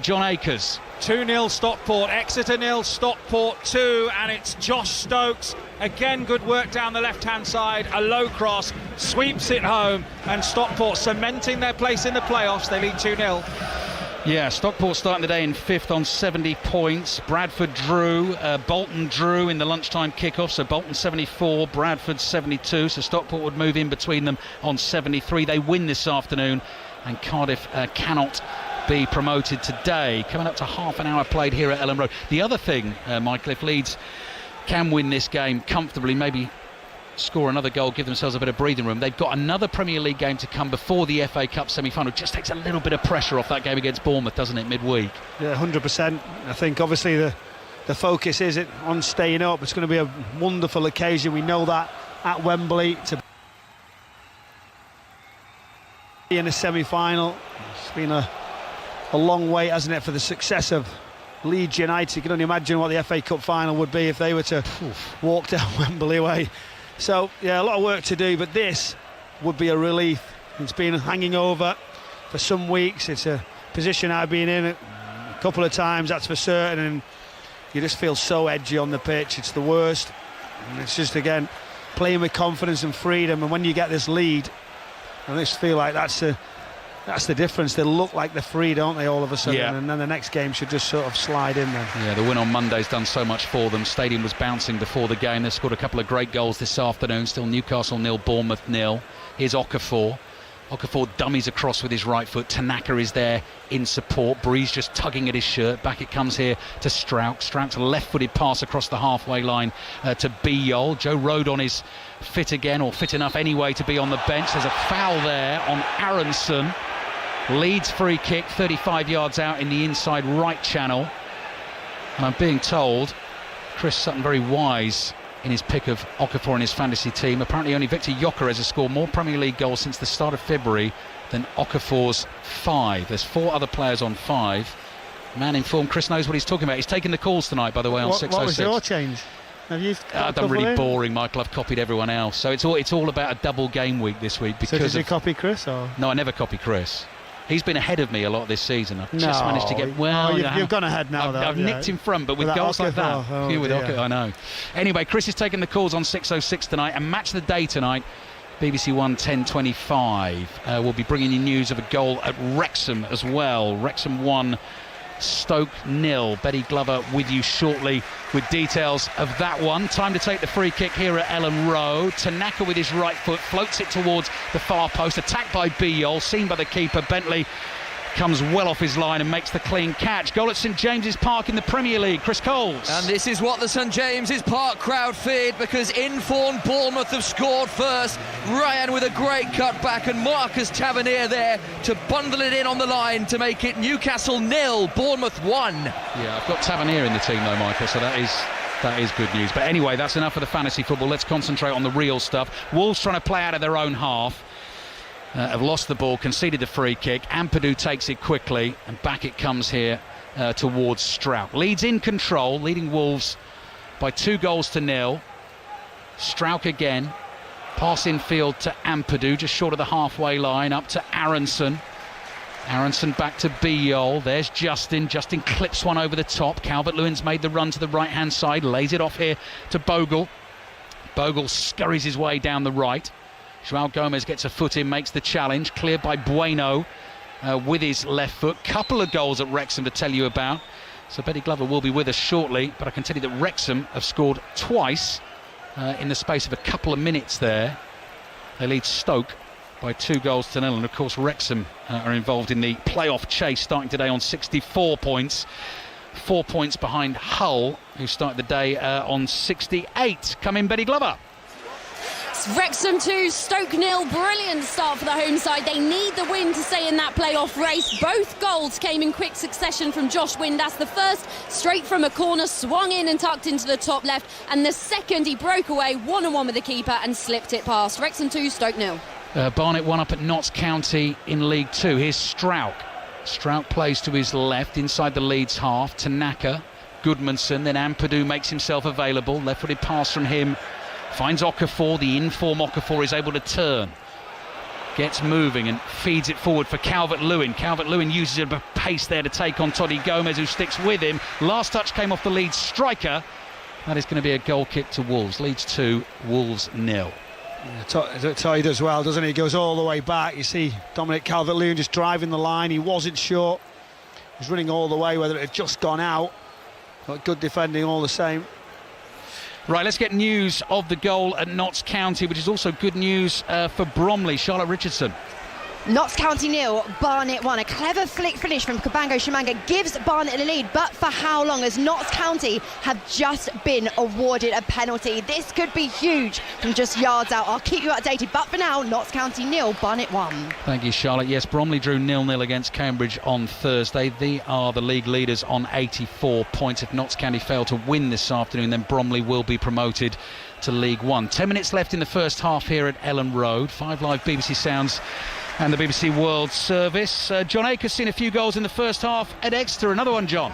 And Exeter have one back. Exeter City 1, Stockport County 2. It's a really nice finish from Reece Cole, edge of the area, half volley, past the keeper into the corner. Exeter 1, Stockport 2. Here's Krejci for Wolves in his bright orange boots. 1-2 with Bueno. Now João Gomez wriggles away from Ampadu. Adam Armstrong, ever the willing runner, chases the ball down the inside left channel, keeps it in play, moves into the shade of the roof of this stand that we're sitting in above the action. Angel Gomez gets a little bit lost on the dribble there. The ball actually fortuitously runs to Hugo Bueno. He's involved in a right old tussle there with Bogle. Bogle stopped him in his tracks, but Wolves have kept the ball. Remember, Wolves relegated today. If they lose this game and Spurs beat Brighton in our 5:30 commentary, but as we've been saying, fairly inevitable, has been for a while, that Wolves are going to be playing their football in the Championship next season. They've been bottom of the table since the end of August after their third game, and they've never moved. Bueno's tackled, Bogle limps away from the challenge throw-in for Wolves. Michael. That must have been so tough to play in. Do you know when you're done for such a long period of time? Even when the manager went in, they had a reaction. It took a while, didn't it, to beat West Ham, and then it looked like there was a bit of promise, but I think what it's done is not left that toxic feel for a long time, where then he can't get the bounce again going into the Championship next season. So there will be a lot of change. Yeah, they've definitely improved as the season's gone on. That is a monster high looping throw from Krejci into the Leeds area. It's been headed away. Leeds leading 2-0. Krejci then crosses in from the left, goes all the way through the penalty area. Bellegarde controls it just outside the box on the right, beats Goodmanson. Cross looks too deep. Angel Gomez thought he might reach that outside the penalty area on the left. The reason he's not done is I think he's hurt himself. He is down, and it might be that Wolves are about to make a change. They're underway in the Scottish Grand National. Darren Owen. Yes, they're heading towards fence number 5 of 27. Long distance race, 4 miles of course. Kim Rock has gone off the warm order favourite at 4-1, and currently, as they leave the back straight on circuit number 1, Paul Nicholls' horses are disputing the lead. Isaac Deabo and Quebecois. Paul Nicholls bidding for his 4th win in this race. Long way to go in the Scottish National. What happened with the Notts County penalty? Charlotte Richardson. It was converted. Notts County 1, Barnet 1. Jodie Jones, cool, calm, slotted low and hard towards the bottom left corner spot. It's a massive, massive goal for Notts County, an equaliser, but still Bromley on course for promotion. Notts County 1, Barnet 1. Leeds 2, Wolves 0. So Angel Gomez is off. Wolves have had to make the change in the first half. Mateus Mane has come on, who's an exciting player to watch. Darlow gives Biol a shout there, comes racing across the byline in his penalty area to catch that ball on the bounce and keep it in play. In the Super League, let's get the latest on Wakefield Bradford. Chris Cooper. 18, Bradford 0. All too easy for the home side this. 4th try has come from Cam Scott, finally converted by Jack Sinfield. He'll have been pleased with that because he'd just scored a try which had been disallowed. 18-0 to Wakefield. Leeds 2, Wolves 0, and Wolves have won themselves a corner. So Mateus Mane, recently onto the field, will take that. Just 18 years old. Saw him score that first Premier League goal in a win against West Ham. Runs to the ball here, whips that cross, inflicts on well at the near post, headed up in the air by Biol. Leeds haven't got it clear, scramble, and then it's nicked away by Calvert-Lewin, 2 yards short of the goal line, with Carl Darlow nowhere to be seen. Leeds still some defending to do. Pass into the penalty area is intercepted. Okafor's going to try and get away on the left. Bueno slides in, missed the ball, missed the man. Okafor, though, has knocked it out of play. That'll be a throw into Wolves. Michael Brown. Yeah, good start, Messi Mane, the talented youngster. And I was at that game as well. I don't know if I was with you doing the commentary, actually. And it was a breath of fresh air how well he'd done as a youngster. Thought, right, well, I'm just going to take my chances. Not afraid to do things, and then he's whizzed that ball right into the central area. It's flicked on right towards goal. Biol, just a great headed clearance, comes back. Farai Halam has seen that differently. And was it? Yeah, we've seen this before, right? Because there was in another game where he's engineered it. There was some contact in the back of him actually when he takes it on. You just have a look here now. Ampadu just touches him on the side of the hip. He goes down a little bit easy, but he is nudged. The referee right on top of it says, no, I'm not buying that. And we've seen him buy. I don't know if he's prejudged, where we've seen him buy a penalty before by going down. I think sometimes the perception is one of those. The officials try and referee it before it happens. Yeah, I can't see what else it would be for. I wondered whether Armstrong had committed a foul, but that was a clean header one. And then Mane, the ball sort of jumped up and got near his shoulder, but it didn't look like it could be a handball. So you're probably right there, Michael. He's just felt that Mateus Mane was trying to dupe the referee, and he's given the free kick the other way, although he's not booked him for doing that. Leeds 2, Wolves 0. 5 minutes left in the first half, and Bournemouth are 1 up away to Newcastle. Here's Justin. Spurs Brighton at 5:30. Chelsea Manchester United at 8. Updates of that one into 6:06. Commentary tomorrow of the Merseyside derby on 5 Live. Kicks off at 2 o'clock. And of course, Manchester City Arsenal will be live at the Etihad from midday. The game kicks off at 4:30. Goal at Reading in League One, Andy Stevenson. 3,000 Cardiff fans have gone crazy away to my right. Ruben Colwill has put a brilliant header looping into the corner of the net. It might not be enough to seal promotion today, but it's Reading 0, Cardiff 1. Yeah, that's right. Cardiff promoted today if they win and better Stockport's result, but Stockport are 2-1 up at Exeter at the moment, or if Cardiff avoid defeat, Stockport lose and Bradford fail to win. Well, we know Bradford failed to win because they drew earlier on today, but as I say, Stockport are ahead. Luton have got one back at Mansfield, close to half-time. Mansfield 2, Luton 1. Leeds are leading 2-0 here. Strauch is on the ball on his own inside his own half. Fires one forward to Ampadu. Sure touch from the Welsh international. Plays the pass to Biol. Just delays the release there. 2 men running forward. One of them was Bogle, in from the right-hand side. James Justin well up there in the attack as well. And do have a look at the James Justin finish on Match of the Day tonight. BBC One at 10:25 to open the scoring in this game. Okafor's cross into the edge of the box, headed away by Krejci. Controlled here by Justin in central midfield now. Back to Tanaka. Tanaka has Justin on his right. Justin receives it, immediately moves it on to Aronson, wide on the right. It comes back in field here to Biol. Grimsby are 1-up at Gillingham in League 2. Grimsby have won 4 of their last 6 games. And the ball is back here with Carl Darlow, well outside his penalty area, in the middle of the Leeds half. Let's check in on Newcastle-Bournemouth again. Chris Coles. Bournemouth a goal to the good. Their advantage very nearly doubled. More excellent build-up play. Alex Scott on this occasion firing it across goal, and Evan Nilsson's touch only just wide. Newcastle 0, Bournemouth 1. Brilliant save, Petrovic, and Tiao's follow-up from a free kick is headed away. That's Newcastle's clearest moment. Petrovic makes a good save. Bournemouth still a goal to the good. Leeds 2, Wolves 0. Closing stages of the first half here on 5 Live, BBC Sounds and the BBC World Service. Leeds keeping the ball comfortably at the moment. Justin infield towards Aronson. The pass is slightly overhit. Andre moves in to intercept. Hugo Bueno is under pressure. Back heel, takes a deflection. Wolves still have it. Gomez onto the chest of Mane. Ampadu nips in quickly, puts him under pressure. Gets a foot on the ball. Krejci side foots a pass to Totti Gomez. Got to be careful there. Passes back to his goalkeeper Bentley. Calvert-Lewin is on the chase. Bentley clears with his right foot. No one there for Wolves. Comes all the way through to Carl Darlow. There was the loose ball just before, and Totti just lined it up, and Tanaka was going tight with him, thinking he's gone a bit reckless, he's gone a bit far, and it was one of those where, do I go, do I not? He left it. The crowd liked that. Tanaka was still committed, but Bogle's cross takes a little deflection, might fall here for Okafor. Sliding challenge by Andre on the edge of the Wolves box. Clearance is completed by Chachua. First time with his left foot, and the ball goes out for a throw into Leeds. They lead Wolves 2-0. Back to the Scottish Grand National, Darren Owen.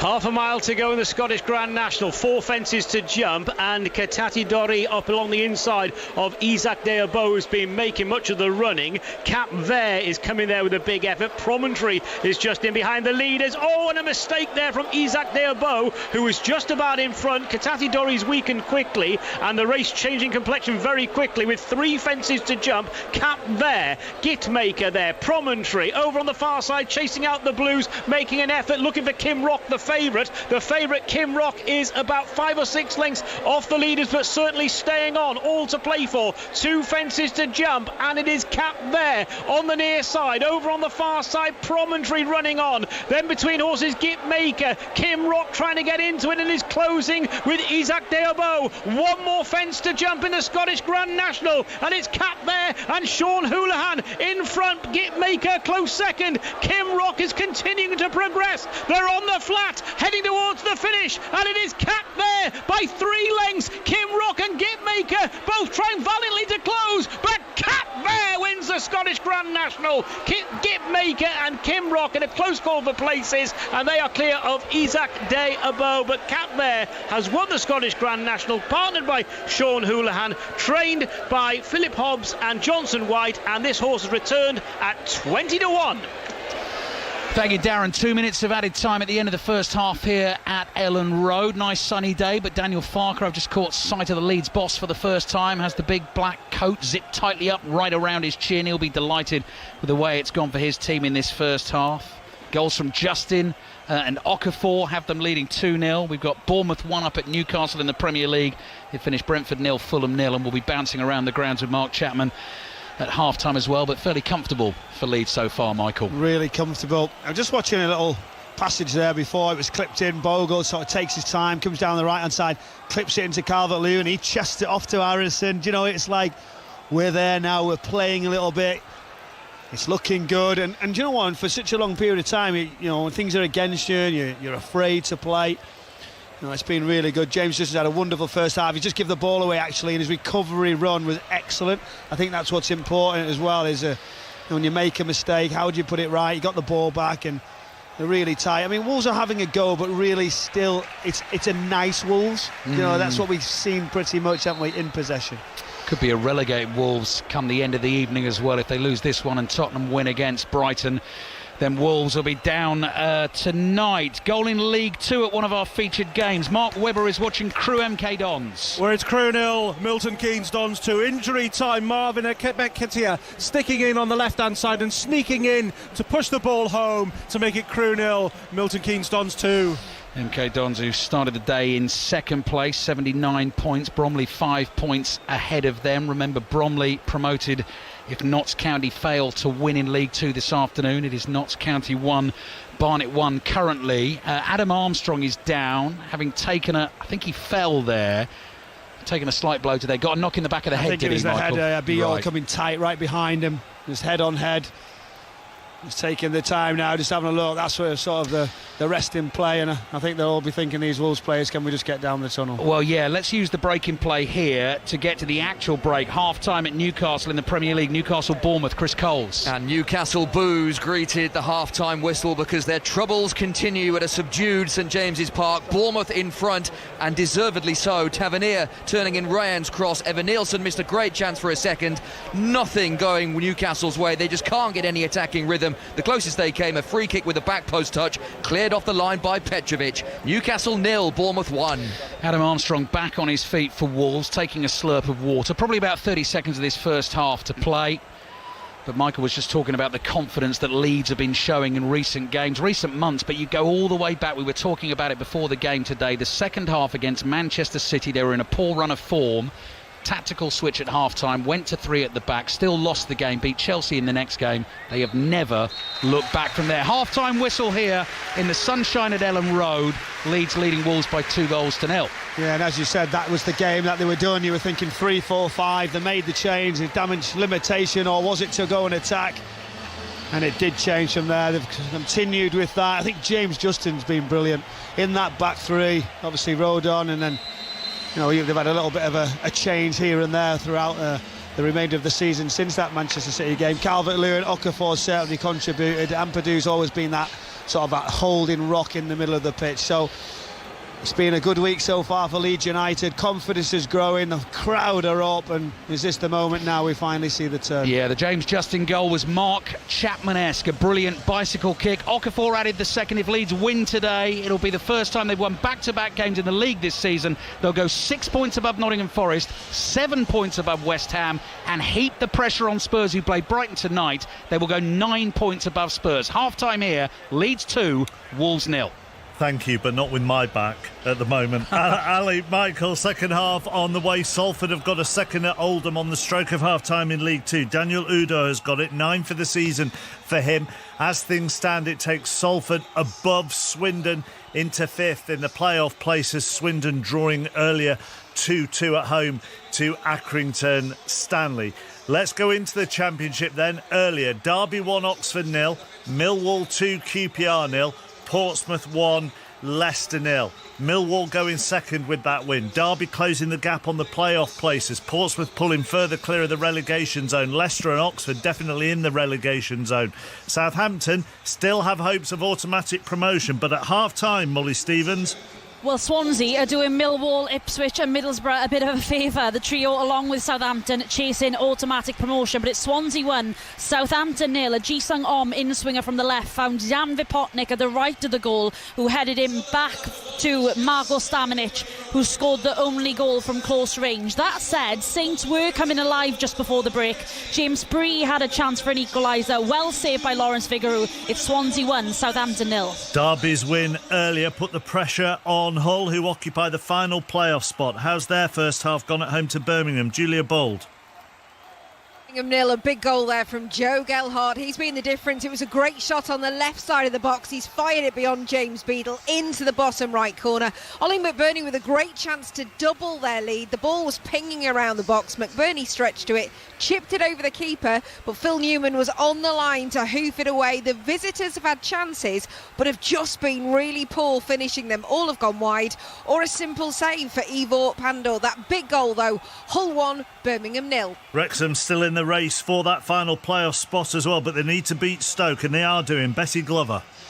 Yeah, they're looking good. Wrexham lead 2-0 at the break, easing the nerves around the stadium. Blink and you'd have missed those goals. 2 goals in 69 seconds. George Thomason broke the deadlock, scoring from a corner before Josh Windass pounced on a Stoke defensive error to score the second. It is a very much deserved lead. Stoke have been very woeful, yet to test Danny Ward in that Wrexham goal. Wrexham in full control. They lead 2-0. With Leicester losing and Oxford losing, big opportunity for West Brom this afternoon to put a bit of distance between themselves and the bottom three, and they're taking it, Shojo. They certainly are. Preston 0, West Brom 1. West Brom deserved to be in front. Auna Hegebo rolling in a lovely pass behind himself. It took the defenders out. Josh Madger finished very nicely. Madger missed a tough chance to make it 2 just before the break. Nat Phillips has gone pretty close as well for West Brom. Preston have been really poor. Victory would take West Brom 5 points from safety. Half-time, Preston 0, West Brom 1. Elsewhere in the Championship, Bristol City lead Norwich by 1-0. Sam Morsey with that goal for them. Sheffield Wednesday 0, Charlton 0, and Watford 0, Sheffield United 0. The other games in the Championship. Earlier in League 1, Barnsley 2, Bradford 2, and Bolton 3, Huddersfield 3. Now, there is a chance this afternoon that Lincoln, who are already up, could be crowned champions, but not as things stand. Sam Ashew. No, because with Cardiff now leading, Jason, as things stand, Lincoln won't be crowned League One champions today. It was a bit of a frenetic first half. The home side starting brilliantly with a lovely dipping volley from Louis Thompson. Tendai Darikwa then equalised for the Imps with a fine driven finish before Jamie Reed's point-blank header put the playoff chasers back in front. At half-time at the Lamex, it's Stevenage 2, Lincoln 1. Let's get details of that Cardiff first half then from Andy Stevenson. Cardiff lead Reading 1-0 at half-time in a match they came into more as the half progressed. Reading defender Jarrell Dorset should have opened the scoring, but scooped an effort over the bar from close range. Cardiff then found their feet. They forced a couple of saves from Joel Pereira, a goal-saving block from former player Andy Rinomota, before Ruben Colwell got above everyone else in the box to steer home a Ryan Wintle cross with a glorious header into the corner. Cardiff would seal promotion here today if they hold on to this, but they need Stockport to slip up at Exeter. Reading 0, Cardiff 1. And they're not doing at the moment. John Akers. They are not. They're leading 2-1 and it could be more. Mothersill with the first and then Stokes. Very similar goals. Good work in wide areas, low crosses, both swept home. Cole got a really good goal back for Exeter City from distance, but they looked the best team and had a whole host of chances towards the end of the first half to make it more. Exeter City 1, Stockport 2. So as things stand, Stockport have got 4 games left. If they were to win all 4, they'd get to 85 points. That's what Cardiff are on at the moment. It would come down to goal difference, of course. So mathematically, this afternoon, Cardiff are not promoted. Elsewhere in League One, AFC Wimbledon 0, Plymouth 1, Leyton Orient 0, Rotherham 1, Mansfield 2, Luton 1, Northampton 0, Doncaster 0, Reading 0, Cardiff 1, as we've said, and Wickham 0, Blackpool 0. So Exeter would still very much be in the bottom 3, losing at home to Stockport. They'd be 3 points behind AFC Wimbledon. Plymouth, with their lead at the moment, would be 4 points off that final playoff spot, which is currently occupied by Stevenage. Now, earlier in League 2, Barrow 1, Walsall 3 kept Barrow in the bottom 2, and Swindon 2, Accrington 2. Let's go to the bottom of the table side. Harrogate, they're at home to Colchester this afternoon, watched by Tom Gale. Goalless at the break, Mark, because of two excellent saves from Harrogate keeper Mark Oxley. First to 9, Terry's header, then tipping over Edwards' strike, and it was Oxley who came closest to troubling his opposite number. Long punt downfield, caught by the wind. Macy with a quick scramble backwards to gather the ball at the break. Harrogate 0, Colchester 0. So Barrow lost, Harrogate are drawing. Big opportunities for the three other sides who are in this relegation battle: Tranmere, Crawley and Newport. The last side there are away at Cheltenham. Laura Kenyon. Half-time, Cheltenham 0, Newport 0. The visitors playing for their survival in the Football League came ever so close to taking the lead. Captain Matt Baker hitting the woodwork. Chances at both ends. Level terms, probably a fair reflection. Needs a clinical edge this. A pivotal half to come. Newport 2 points above the drop as things stand. Cheltenham 0, Newport 0. And as it happens, both Tranmere and Crawley equally are not taking advantage. They are both being held to 0-0 draws. Tranmere 0, Bristol Rovers 0, and Crawley 0, Shrewsbury 0. As things stand, if Notts County fail to win this afternoon, Bromley will be promoted as the out of League 2 into League 1. They played Cambridge on Thursday night. They're not playing today. Notts County are being held. We'll get details of that shortly. MK Dons in second have had a very good first half at Crewe. Mark Webber. Indeed, because it's Crewe Alex 0, MK Dons 2. The sun shining on the 1,000 away fans in Gresty Road, and also on this side. Two sneaky goals on the left post, the difference here. The first 12 minutes in when Curtis Nelson bundled it in. A carbon copy goal for Marvin Epatier in injury time. Crewe had a period of pressure which could have been 1-1, but MK rallied and made 3 great saves from the Crewe keeper, kept it at Crewe Alex 0, MK Dons 2. Let's get details of Notts County against Barnet then, which as it stands is sending Bromley up. Charlotte Richardson. Notts County 1, Barnet 1. Kabongo Shamanga's cute back heel finish inside the 6-yard area, cancelled out by Jody Jones's penalty just minutes later. Both teams need victory for their promotion pushes. A draw is historic though for Bromley, because without kicking a ball today, they will be promoted to League 1 for the first time if the hosts fail to push on in the second half and find a winner. Notts County 1, Barnet 1. So elsewhere in League 2, Fleetwood 0, Chesterfield 0, Gillingham 0, Grimsby 1, and Oldham 0, Salford 2. What that would do is it would take Grimsby to within 2 points of Chesterfield, who had the final playoff spot, and Grimsby have a game in hand on Chesterfield. In the National League earlier, Halifax 2, Southend 6 is how it finished. Then in the 3 o'clock games, Brackley 1, Aldershot 0, Eastleigh 1, Tamworth 1, Gateshead 0, Woking 1, Hartlepool 2, Forest Green Rovers 0, Morecambe 0, Borehamwood 1, Solihull Moors 0, Boston 0, Sutton 1, Altrincham 0, goalless between Truro and Carlisle, and Wealdstone and Scunthorpe. All attention in the National League though on the 2 5:30 games. Rochdale go to Braintree, York are at home to Yeovil. York will be promoted if they win and Rochdale fail to win. Those two sides, York and Rochdale, meet at Spotland on the final day of the season. Earlier in the Scottish Cup, Dunfermline of the Championship knocked out Premiership Falkirk on penalties. Dunfermline through to the final. They'll play either Celtic or St Mirren. They face each other tomorrow. Half-times in the Championship in Scotland. Edrionians 1, Partick 0. Arbroath 1, Wraith 0. Morton 0, Queen's Park 0. Ross County 1, Ayr 1. In League 1, Alloa 1, East 5 0. Cove Rangers 1, Stenhouse Muir 0. Inverness 0, Kelty Hearts 0. Montrose 0, Hamilton 1. Goalless between Peterhead and Queen of the South. Annan 0, Spartans 1 as we go into League 2. Clyde 0, Dumbarton 0. East Kilbride 1, Edinburgh City 0. Stirling 1, Elgin 2. Stranraer 0. Forfar 0. Let's go into the Gallagher Prem. Chris Jones watching Exeter against Northampton. 14 all at half-time, Mark. Exeter started like a train. 2 early tries.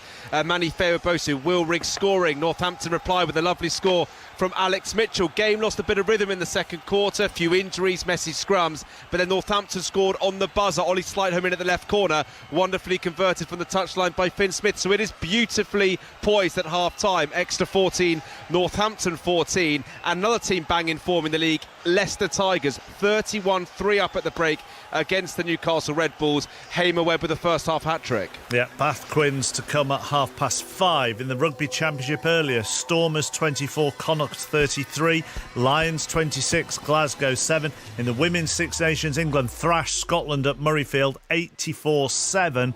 It's Wales 7, France 5 midway through the first half. To Super League, a dominant first half performance from the home side, Wakefield against Bradford. Chris.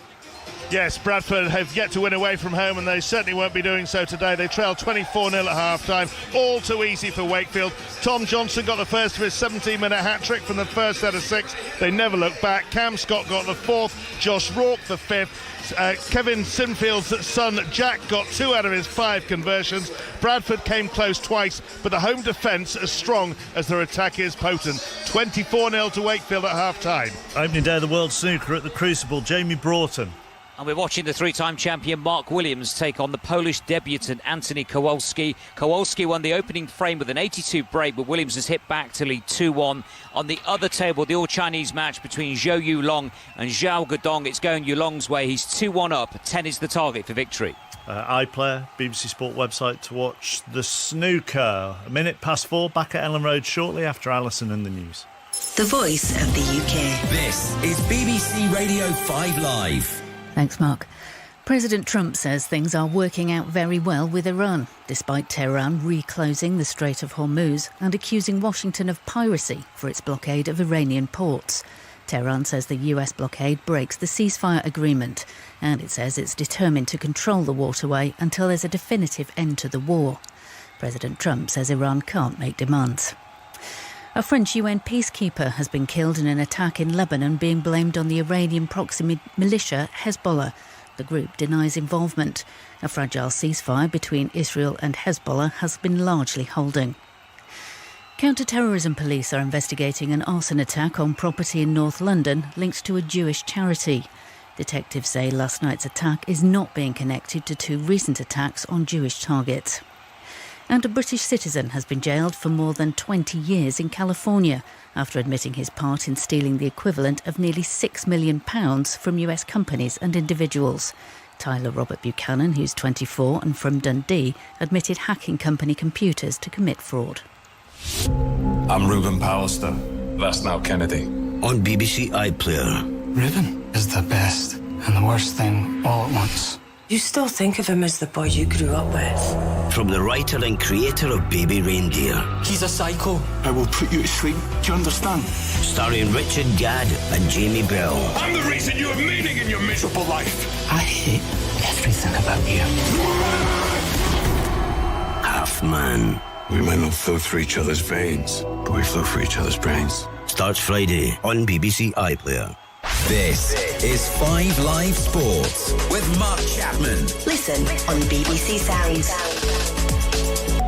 In the Premier League earlier, Brentford 0, Fulham 0 was how it finished. They're just back underway at St James's Park, where it's Newcastle 0, Bournemouth 1. It's on Sports Extra if you want to listen to it.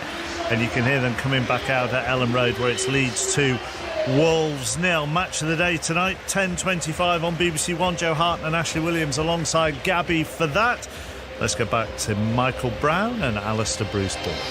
Thank you, Mark. Leeds just back out. Wolves had to wait a minute or so for them. Wolves have made another change at half-time. Jackson Chachua has come off and Pedro Lima is on, the 19-year-old Brazilian, who has only made 4 sub-appearances for the first team this season, and he's taken up position wide on the right, in the right wing-back position. But very much all going Leeds' way this afternoon. Coming into this one, off the back of that excellent win at Old Trafford on Monday night, knowing a win today would put them 9 points clear of the bottom 3. They go away to Bournemouth in midweek, and then a week tomorrow they're at Wembley for the FA Cup semi-final against Chelsea. We're back underway in the second half. Leeds have kicked off. They're playing from right to left. They're in all white. Carl Darlow has hit it long downfield. Calvert-Lewin's challenging for a ball. Bellegarde hoists it away to the halfway line. And Wolves, the visitors, who could be relegated today if they lose this game, and Spurs win against Brighton. That's our 5:30 commentary. They're in turquoise shirts, turquoise shorts, socks, I beg your pardon, and turquoise trim on the dark green shorts. The ball is headed away from the edge of the Leeds penalty area, slightly miscontrolled by Gudmundsson on his chest there, but he fights back to clear down the left-hand touchline. Flick from Okafor. Tanaka's pass is brilliantly controlled by Aronson. He slips as he turns on a dime there. Then he's tackled heavily. Referee doesn't see it as a foul. Aronson has stayed down and Joao Gomez has hurt himself in the challenge. But Leeds still have the ball. Possibly the referee playing an advantage here. Michael Brown also will have an answer for us on why Mateus Mane wasn't booked when we thought that the referee had given a free kick against him for simulation late in the first half. But that wasn't quite the case, so Michael will explain that shortly. Here's Okafor, ball at his feet, goal and an assist in the first half, looking for Calvert-Lewin in the middle, not enough on the pass, clear by Totti Gomez, and Strout will be able to play back to his goalkeeper Darlow if he so chooses. Blackpool have scored early in the second half, they're 1-0 up away to Wickham, so why wasn't Mane booked for simulation? Yeah, I think the official just thought it had clipped his hand on that other side. We didn't get that shot of it to see whether it did or it didn't, but when you are nudged, it possibly can just nick it. But, you know, it was one of those. We thought, has he gone down too easy? Is that why he's give it? But to be fair, you know, at times you see things and don't always get them right. Possibly didn't get that one on this occasion, but it wasn't a real changer, was it? You know, it wasn't. No. It was in the box. It wasn't going to be a penalty. And I think the official has done well. I think he looks quite confident. I think he's been brought to the spotlight, hasn't he, in his first game where he overturned VAR for a young referee just coming into it. We've never seen that before, and it's sort of made him, hasn't it, against Pep Guardiola as well, to have the bravery to do it. And let's hope we've got a fantastic referee. We're still looking to improve, aren't we, all the time, and getting the feedback, and that's great to see. Newcastle 0, Bournemouth 1, early stages in the second half. Commentary this afternoon of that one on Sports Extra. This is Leeds 2, Wolves 0. Sedate start to the second half. Okafor, Santiago Bueno's got a hold of his shirt. No free kick given. Pedro Lima almost too slow in possession there. Then the pass whipped out to the right beyond Bellegarde, who applauds the effort, but no way he was going to control it. Thought that was going to be a Wolves throw because it may have taken a flick off a Leeds player, but the assistant referee down there, Lee Betts, doesn't agree. So that will be a Leeds throw in the left-back position, which Gudmundsson waits to take. Pauses for a second, few long strides up the touchline. Ball seems to slip out of his hands slightly there.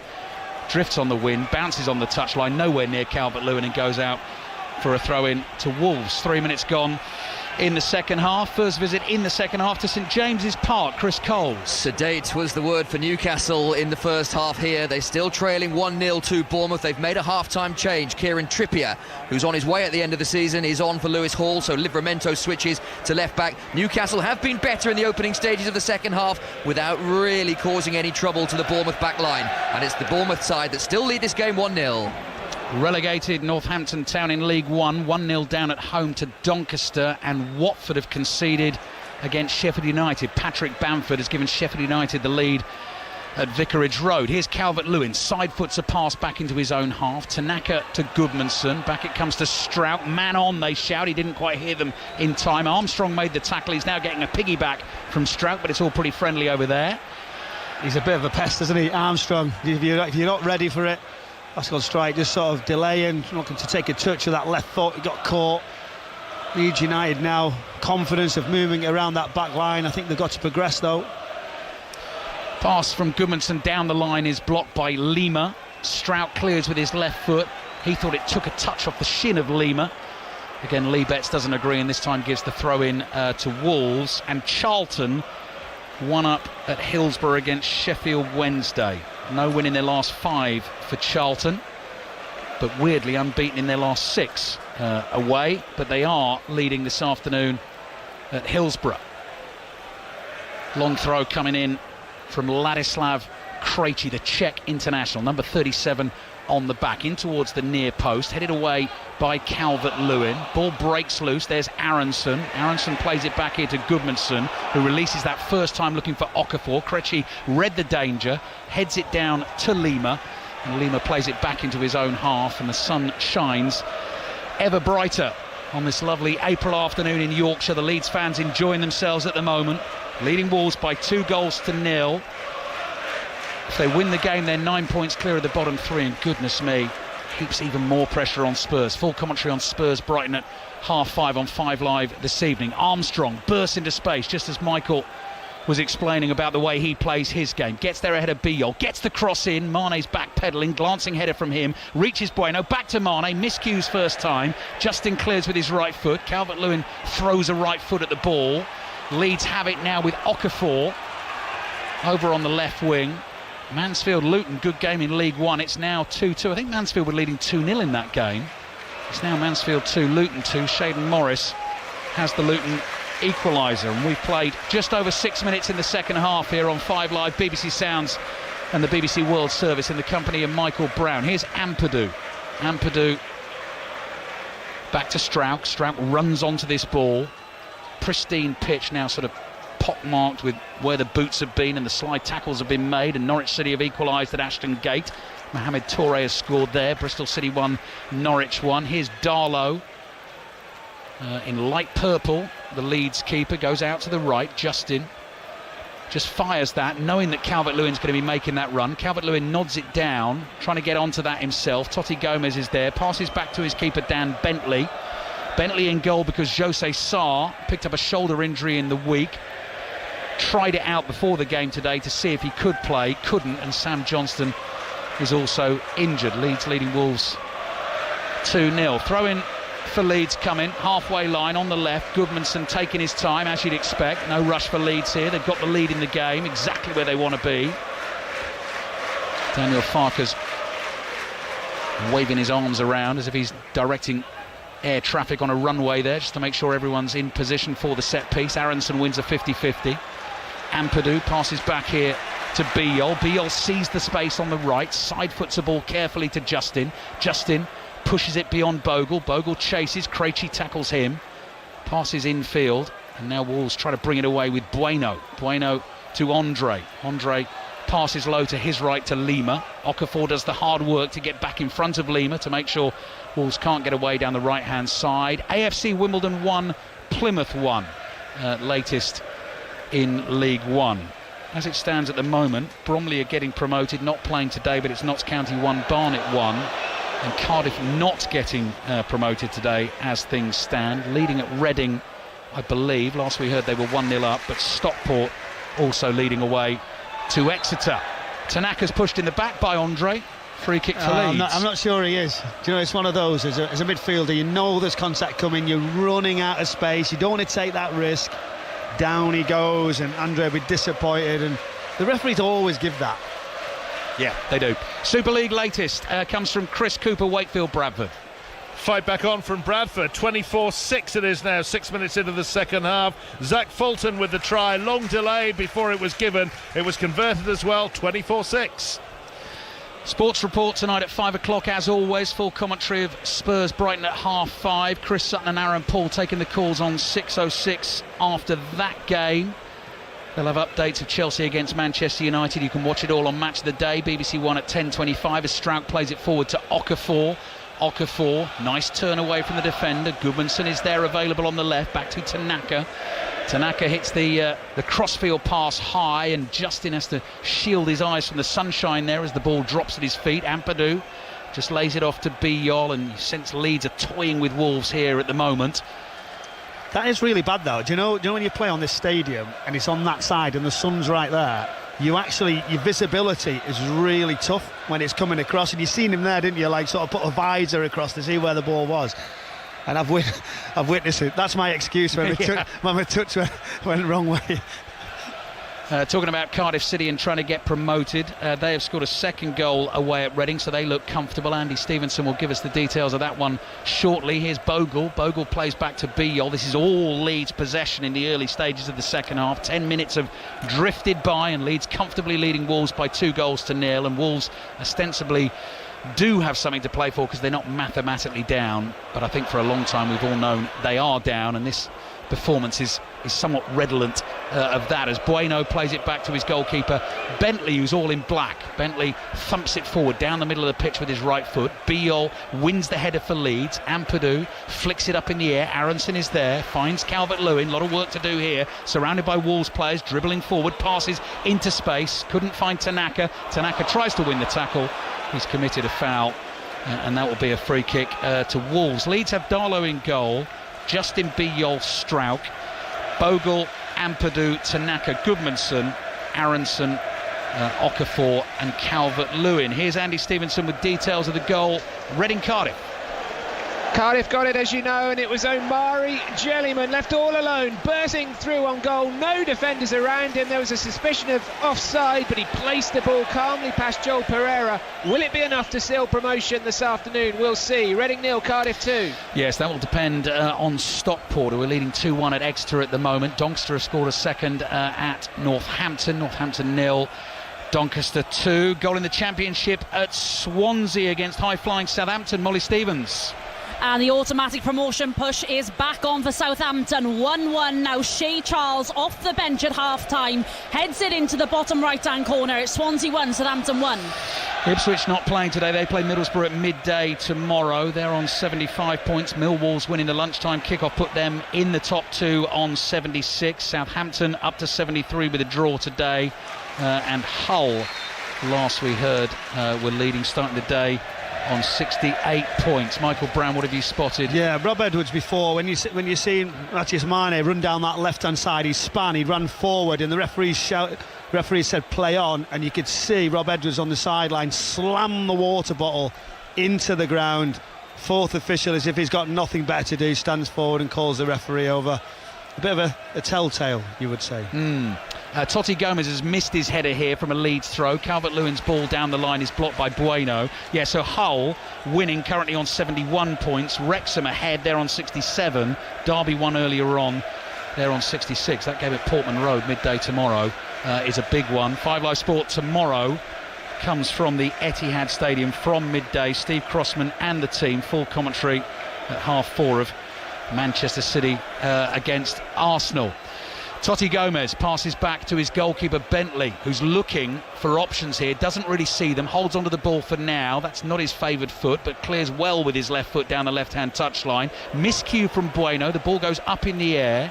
Andre chests it down, nearly turns into trouble, and plays back to Krejci. Straight ball forward is a good one to Bellegarde. Here is the 18-year-old Mane, looking for Bellegarde again. That's a good race there, physical battle between him and Bogle, and he's dragged Bogle to the ground. That'll be a free kick for Leeds. Sheffield United have got a second goal at Watford. Bamford's got it too, so he's got 2, Watford 0, Sheffield United 2, and John Akers is watching that game in League One between Exeter and Stockport. Stockport 2-1 up. They could have extended their lead again here. Exeter 1, Stockport 2. They've had a chance, and there's a chance for Exeter City at the other end, and a save by the goalkeeper, and another one on the follow-up. It's a good game, this. Stockport leading 2-1, but both sides, shot comes in, parried again. Both sides having chances. 2-1 Stockport.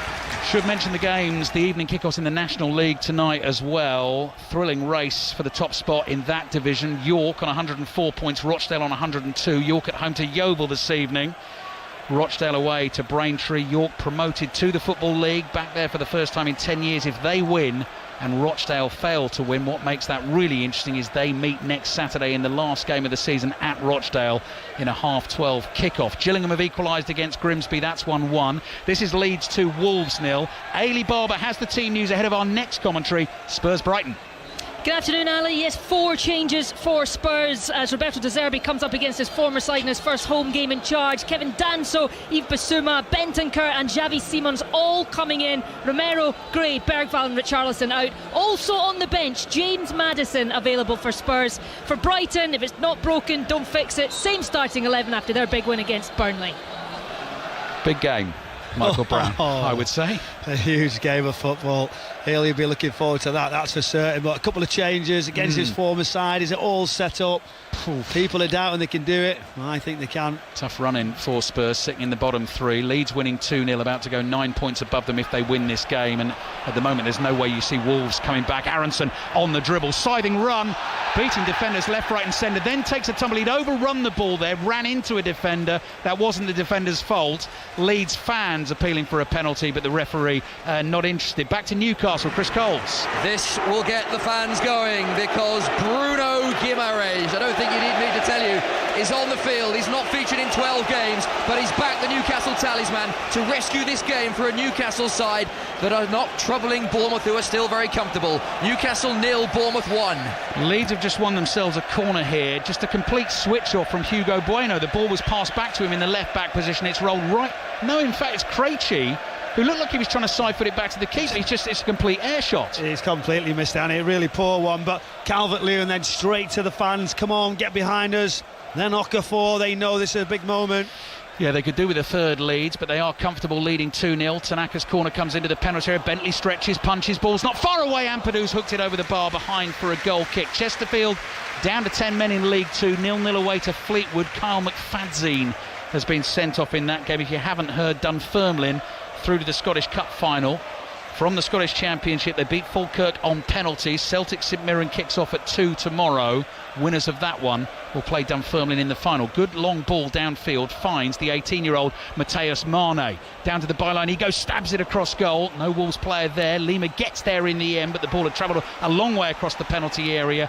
His attempted cross back in has been blocked and goes behind for the Wolves corner. Leeds 2, Wolves 0. Whenever he gets the ball, something happens. Mane. Yeah. And honestly, it's crazy. He does take risk and he will lose it, and you try and think of your structure, not get counter-attacked. Drives the line, keeps it alive, pulls the ball back, nobody there. Good hand, wasn't there, from Darlow just to push it away, but how exciting for a young player. Yeah, definitely one to watch in the Championship next season. Corner comes in, what a save by Darlow. Going the wrong way, stuck a right hand out. The ball has hit that right glove and ballooned over the bar. Wolves must have thought they had a goal back from the set piece. It was Krejci with the header.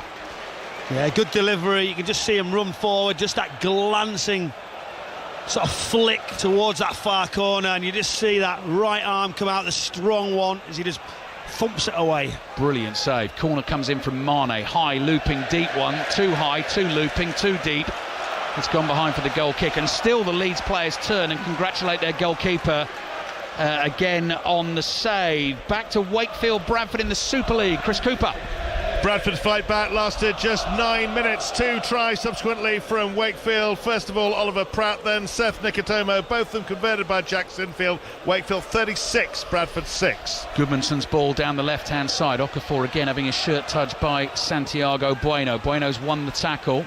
Plays the ball forward to Bellegarde. Neat skills from him. Strauch sticks with him, gets a foot in. Blocks his run down the right, and the ball goes out for a throw-in to Wolves. So into the last half hour of this game. Bruno Guimaraes on at St James's Park. Newcastle, though, a goal behind against Bournemouth. Commentary on Sports Extra. Sports Extra 2 at the moment. Has full commentary of Exeter Northampton in the Gallagher Premiership. Sports Extra 3 at the moment. Has full commentary of Wales, France in the Women's Six Nations after England's big win over Scotland earlier on today. And Sports Extra at 5:30 will have full commentary of England's Women's World Cup qualifier in Reykjavik against Iceland. Long throw into the Leeds penalty area. Joao Gomez is there. Chip ball blocked by Tanaka. Bogle's read that one brilliantly. Bogle intercepts and tries to get away down the right-hand side. Tanaka goes steaming past him. Bogle holds onto it, still going. Mane comes thundering back to make the tackle. Roars in delight to himself as he makes the challenge. And now Wolves look to attack down the right with Lima. Lima knocks it forward. Armstrong will chase. Beale comes across, covers it for Leeds. Side foots it down the line to Goodmanson. Lima half blocks that. The ball bounces up in the air. Okafor is trying to help out. Last touch comes off. The Wolves player leads throw. The lead Wolves 2-0. It was off Andres. It just went. Okafor and him have got a little bit of something going on. There's a little bit of needle. But what about that run? Bogle's done so well this season. Darts down that right-hand side. Drives into the middle. Recovery run from Mane. You were convinced you said he'll do well in the Championship next season. I ain't so sure. You don't think he's going to be playing for Wolves next season? Let's get to Reykjavik then for the team news. The Women's World Cup qualifier. Big game for England. Historic game for England. Vicky Sparks. Yes, Captain Leah Williamson is back from a hamstring injury and starts with Laura Blinkiller-Brown also coming in. Lucia Kendall and Lotta Vibbenmoy drop to the bench for England Women's 500th game in their history in this key World Cup qualifier with Iceland here in Reykjavik as they look to maintain their 3-point lead at the top of the group. Yeah, we were talking to Vicky on the Commentator's View podcast on Friday, looking ahead to that game, talking about the use of Icelandic language as well and their compound nouns. Engineer Phil Zentner sent me another one today. Apparently the Icelandic for video assistant referee translates as picture ribbon judge, which I think is is excellent. What was the other one? I think Computer was number prophetess or something like that. Yeah, Computer is a number prophetess, and the telephone is known as the long thread in Iceland. That's the way their language works. Ampadu's throw, long one for Leeds, leading 2-0. In it comes, drops down, Mane is there, nicks it away on the half volley, bounces in front of Bogle. That is a classic old-fashioned rugby union up and under, drops on the edge of the box. Gomez heads it away. João Gomez is under pressure there, he's lost it, trying to get it back off Tanaka. Tanaka again just waits for the contact from behind. Referee always gives it, as you say, Michael Brown. That will be a free kick to Leeds. Oldham have a goal back at home against Salford in League 2. Oldham 1, Salford 2. And Chesterfield went down to 10 men. They're now behind. Fleetwood 1, Chesterfield 0. Noah Okafor is being replaced by Wilfred Gnonto here. And listen to the reception for the Swiss international. 2 goals at Old Trafford on Monday, assist and a goal today for Leeds. He comes off, Gnonto comes on. Goal in the Premier League at Newcastle. Chris Coles. Oh, so we think it's just been ruled out for offside. Newcastle have the ball in the net. Will Osula with a fine finish. The flag goes up, but the Newcastle fans are complaining because they feel the touch came from a Bournemouth player. But VAR will clear this up. For now, the goal doesn't count, and it remains Newcastle 0, Bournemouth 1. But this will be heavily scrutinised. OK, commentary over on Sports Extra. Chris will be back with us shortly. Rodrigo Gomez on for John Rickner Bellegarde. So 3 Gomez is back on the field for Wolves. Tanaka with the free kick into the far post. Calvert-Lewin Leach nods it down wide of the target. Goal kick for Wolves. You're up to date with everything that's going on. Sports report on the way at 5 o'clock, midway through the second half. Leeds 2, Wolves 0. VAR check at St James's Park, but as it stands at the moment, Newcastle are trailing Bournemouth 1-0. It finished Brentford 0, Fulham 0 in the lunchtime kickoff in the Premier League, and we've got full commentary of Spurs Brighton to come, which kicks off at 5:30. Bentley drills the ball with his right foot away to the right, bounces away from Marnie, 2 bounces, and it goes out for a throw-in to Leeds, who will be away to Bournemouth in midweek in the Premier League next week, and then thousands of Leeds fans will make that journey to Wembley for a cup semi-final against Chelsea next Sunday. Saturday semi-final is Manchester City against Southampton. Goes without saying, full commentary on both games on 5 Live Sports Extra and BBC Sounds. High foot from Calvert-Lewin, foul on Totti Gomez, free kick for Wolves. Game's not really going anywhere in the second half, is it, Michael? But Leeds don't care, they're leading 2-0. Yeah, I know, but still a dangerous position. You know, I feel like, you know, Leeds have to grab the control. Wolves will keep coming. It's a freedom, isn't it? You know, they'll just say, right, OK, take the risk. They'll make forward runs. They'll get into areas like this now. Yeah, João Gomez, cross from the left. Good ball into the far post. Lima stretching, can't reach it, but he fouled Biol in the penalty area anyway. That'll be a free kick to Leeds. This could be important. Goal at Exeter, John Akers. And it's for Exeter. Exeter City 2, Stockport 2 from 2-0 down. They're drawing 2-2. It's the sub, Timur Tutierov, with a lovely right foot finish. 2-2.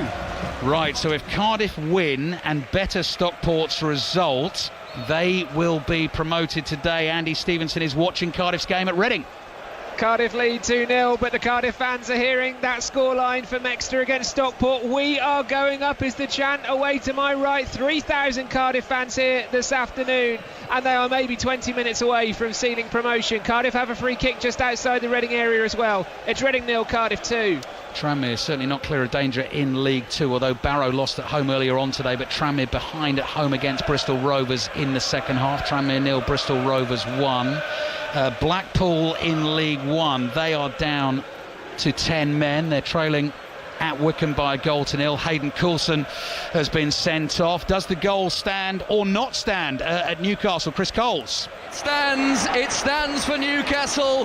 The replay clearly showed Evan Nilsson with the errant Bournemouth touch, so Asula not offside. He finished it brilliantly, and this breathes new life into St James's Park. Newcastle 1, Bournemouth 1. Commentary of that game is over on Sports Extra. Beg your pardon, I said Blackpool were behind. They are winning at Wycombe, not trailing, but they are now down to 10 men because Hayden Coulson has been sent off, and MK Dons 3-0 up away at Crewe. Details on that goal shortly. I've completely forgotten where we are going next. Leeds leading Wolves by 2-0 here at the moment. Newcastle 1, Bournemouth 1. Goal kick for Leeds. Rodrigo Gomez had a sniff of goal there for Wolves. No, it was a huge chance. Bueno goes down that left-hand side. He tries to put the ball across, hits Puyol, and then he just sits ready for him. He snatches at it near post, anywhere across the goalkeeper. He got every chance. A huge chance missed for Wolves. Crewe was where I was meant to be going. Let's go there now. Mark Webber. And it's a 66th minute goal for captain Alex Gilby for Milton Keynes Dons. A shot inside the area, it hit the post and goes in, and it makes it Crewe 0, Milton Keynes Dons 3. Plymouth back in front against AFC Wimbledon. AFC Wimbledon 1, Plymouth 2, latest in League 1, and Norwich in front. They were behind at Ashton Gate early on, but it's Bristol City 1, Norwich 2. Mohamed Toure with his second goal of the game. Leeds 2, Wolves 0 here at Elland Road. 20 minutes to play in this one. Santiago Bueno on the turn, clears on the half volley, spinning ball headed forward by Strout, flicked over his shoulder by Tanaka. Aronson fouled by Krejci, and Aronson didn't like it. Gets up, come on, shoves Krejci in the back. Krejci claims he's been caught on the back of the head and makes a real meal of it, and suddenly all the players start piling in. That's come out of absolutely nothing, but what is Ladislav Krejci doing there? Oh, he's got to be absolutely embarrassed. He's now holding the front of his face. He held the back of his head. It was right between the shoulder blades was where the press was. Oh, yeah, unless he's got whiplash and we don't know about it, but ridiculous, isn't it? That he's gone and done that. Aronson gets caught, jumps up, reacts. He knows he's going to get booked for a push. That's it. Yeah. So now, for me, the officials got to book both. Well, let's see what happens here. Goal at Notts County in League 2. Charlotte Richardson. Notts County 1, Barnet 2. Kabongo Shimanga's outstretched right leg restores the Bedes lead, his second of the afternoon. I imagine Bromley manager Andy Woodman might be sending a bottle of champagne his way, because that means that Bromley go up. Notts County 1, Barnet 2. Yeah, Bromley promoted if Notts County don't win. 2-1 down at home against Barnet. Krejci is now being seen to by the medical staff, and you never take a head injury lightly, obviously, but I think we saw that pretty clearly from our commentary position here. He's been pushed between the shoulders there. He's gone down holding the back of his head. The Leeds fans are not having it. Both sets of players at the moment have come over to speak to the coaches, get refreshment on board. Leeds 2, Wolves 0, and Rotherham 2-0 up. He's going to come off here, you know. League One. He could come off here because he's that embarrassed. I think he's probably realised what he's done. Yeah. Honestly. Yeah, if you watch the replay. It's that crazy. Yeah. Ridiculous. Goal at Reading, Andy Stevenson. Hold fire, Cardiff fans. Daniel Chilwell, who has been excellent for Reading this afternoon, has pulled one back for the home side. It's Reading 1, Cardiff 2. Yeah, Exeter 2, Stockport 2, and Reading 1, Cardiff 2. If Cardiff win, they are promoted today. Lincoln, already promoted, will be crowned champions today if they win, but 1-1 at the moment against Stevenage, or if Cardiff fail to win, but Cardiff are winning as well. So it doesn't look like Lincoln, well, as things stand, are going to be champions at the moment. But Cardiff, as things stand, are going up. So Krejci continues to receive treatment here. Flat on his back. I mean, possibly how he landed. If he's got got an existing injury or something, that'd be the only thing I could think about. Yeah. This is, honestly, it's between it's not, you know, we said shoulder blades were thinking high, it's on his numbers. It's actually just a hand sort of below that. It is a good push, but you see his neck and everything, and you can see the medical staff just saying on the radios, change, there's been a bit of action. I am fascinated to see the outcome of what happens with this over the next week. Back to Newcastle, Chris Coles. Newcastle 1, Bournemouth 1, but that Newcastle equaliser, just what Newcastle needed. They are much the better side now as they stream forward looking for a winner and looking for their first home win after losing 5 of their last 6 at St James's Park. 1-1. Right, let's check in on the game between Stevenage and Lincoln. We were just talking about it. Sam Ashu. Yeah, with Stevenage beating Lincoln by 1-0, and with Cardiff currently beating Reading, it means Lincoln must win to be crowned League One champions today. Stevenage have been excellent. This is huge in their quest for a playoff place. It's Stevenage 2, Lincoln 1. Tranmere equaliser against Bristol Rovers. They started the day on 37 points. Crawley started the day on 37, so did Newport. Barrow lost at home against Walsall. I'll remind you of all the scores as we close in on full time here and head towards Sports Report at 5 o'clock. Brendan Aronson has been booked, as Michael was saying, and Hwang Hee-chan has come on for Wolves to replace Krejci. Free kicks taken, ball's bouncing around inside the 6-yard box, and it's gone behind for a Leeds corner. Leeds 2, Wolves 0, 15 minutes to play. Yeah, long diagonal ball. Buyol just coming to attack it. It gets blocked and goes out on that near post. But we'll give you an update in a minute from that medical side. But let's check in on the Championship. Hull Birmingham, been another goal. Julia Bold. It's now Hull 1, Birmingham 1. It's Tamaki Awata with the equaliser, and it has been coming in this second half. He was inside the D and he just decided to have a go centre of goal, and it's flown into the back of the net. Hull 1, Birmingham 1. Mohamed Toure hat-trick for Norwich at Ashton Gate. They lead 3-1. Goal at Exeter, John Akers. And it's for Stockport. Exeter have done so well to fight their way back into this. It's some game, it really is. It's off the bench and a goal for Odin Bailey to make it Exeter City 2, Stockport 3 with 12 left. Yeah, Stockport win would deny the Cardiff promotion today. Gabriel Goodmanson is tackled by Mateus Mane. Leeds 2, Wolves 0. The ball has gone behind for a goal kick. Referee Farai Lam has blown his whistle to stop the game. I think our assistant referee on the other side, Matt Wilkes, has something to say to him, or he's got a problem. Maybe he's got a problem with his right leg. While we wait for developments there, Reading Cardiff latest from Andy Stevenson. I feel like there are more goals in this. Cardiff still lead Reading by 2 goals to 1, but it's much more in the balance now. Reading have come alive. The Cardiff fans have gone a little quieter since hearing about that Stockport goal. It's Reading 1, Cardiff 2. Ilya Gruev is coming on for Brendan Aronson here.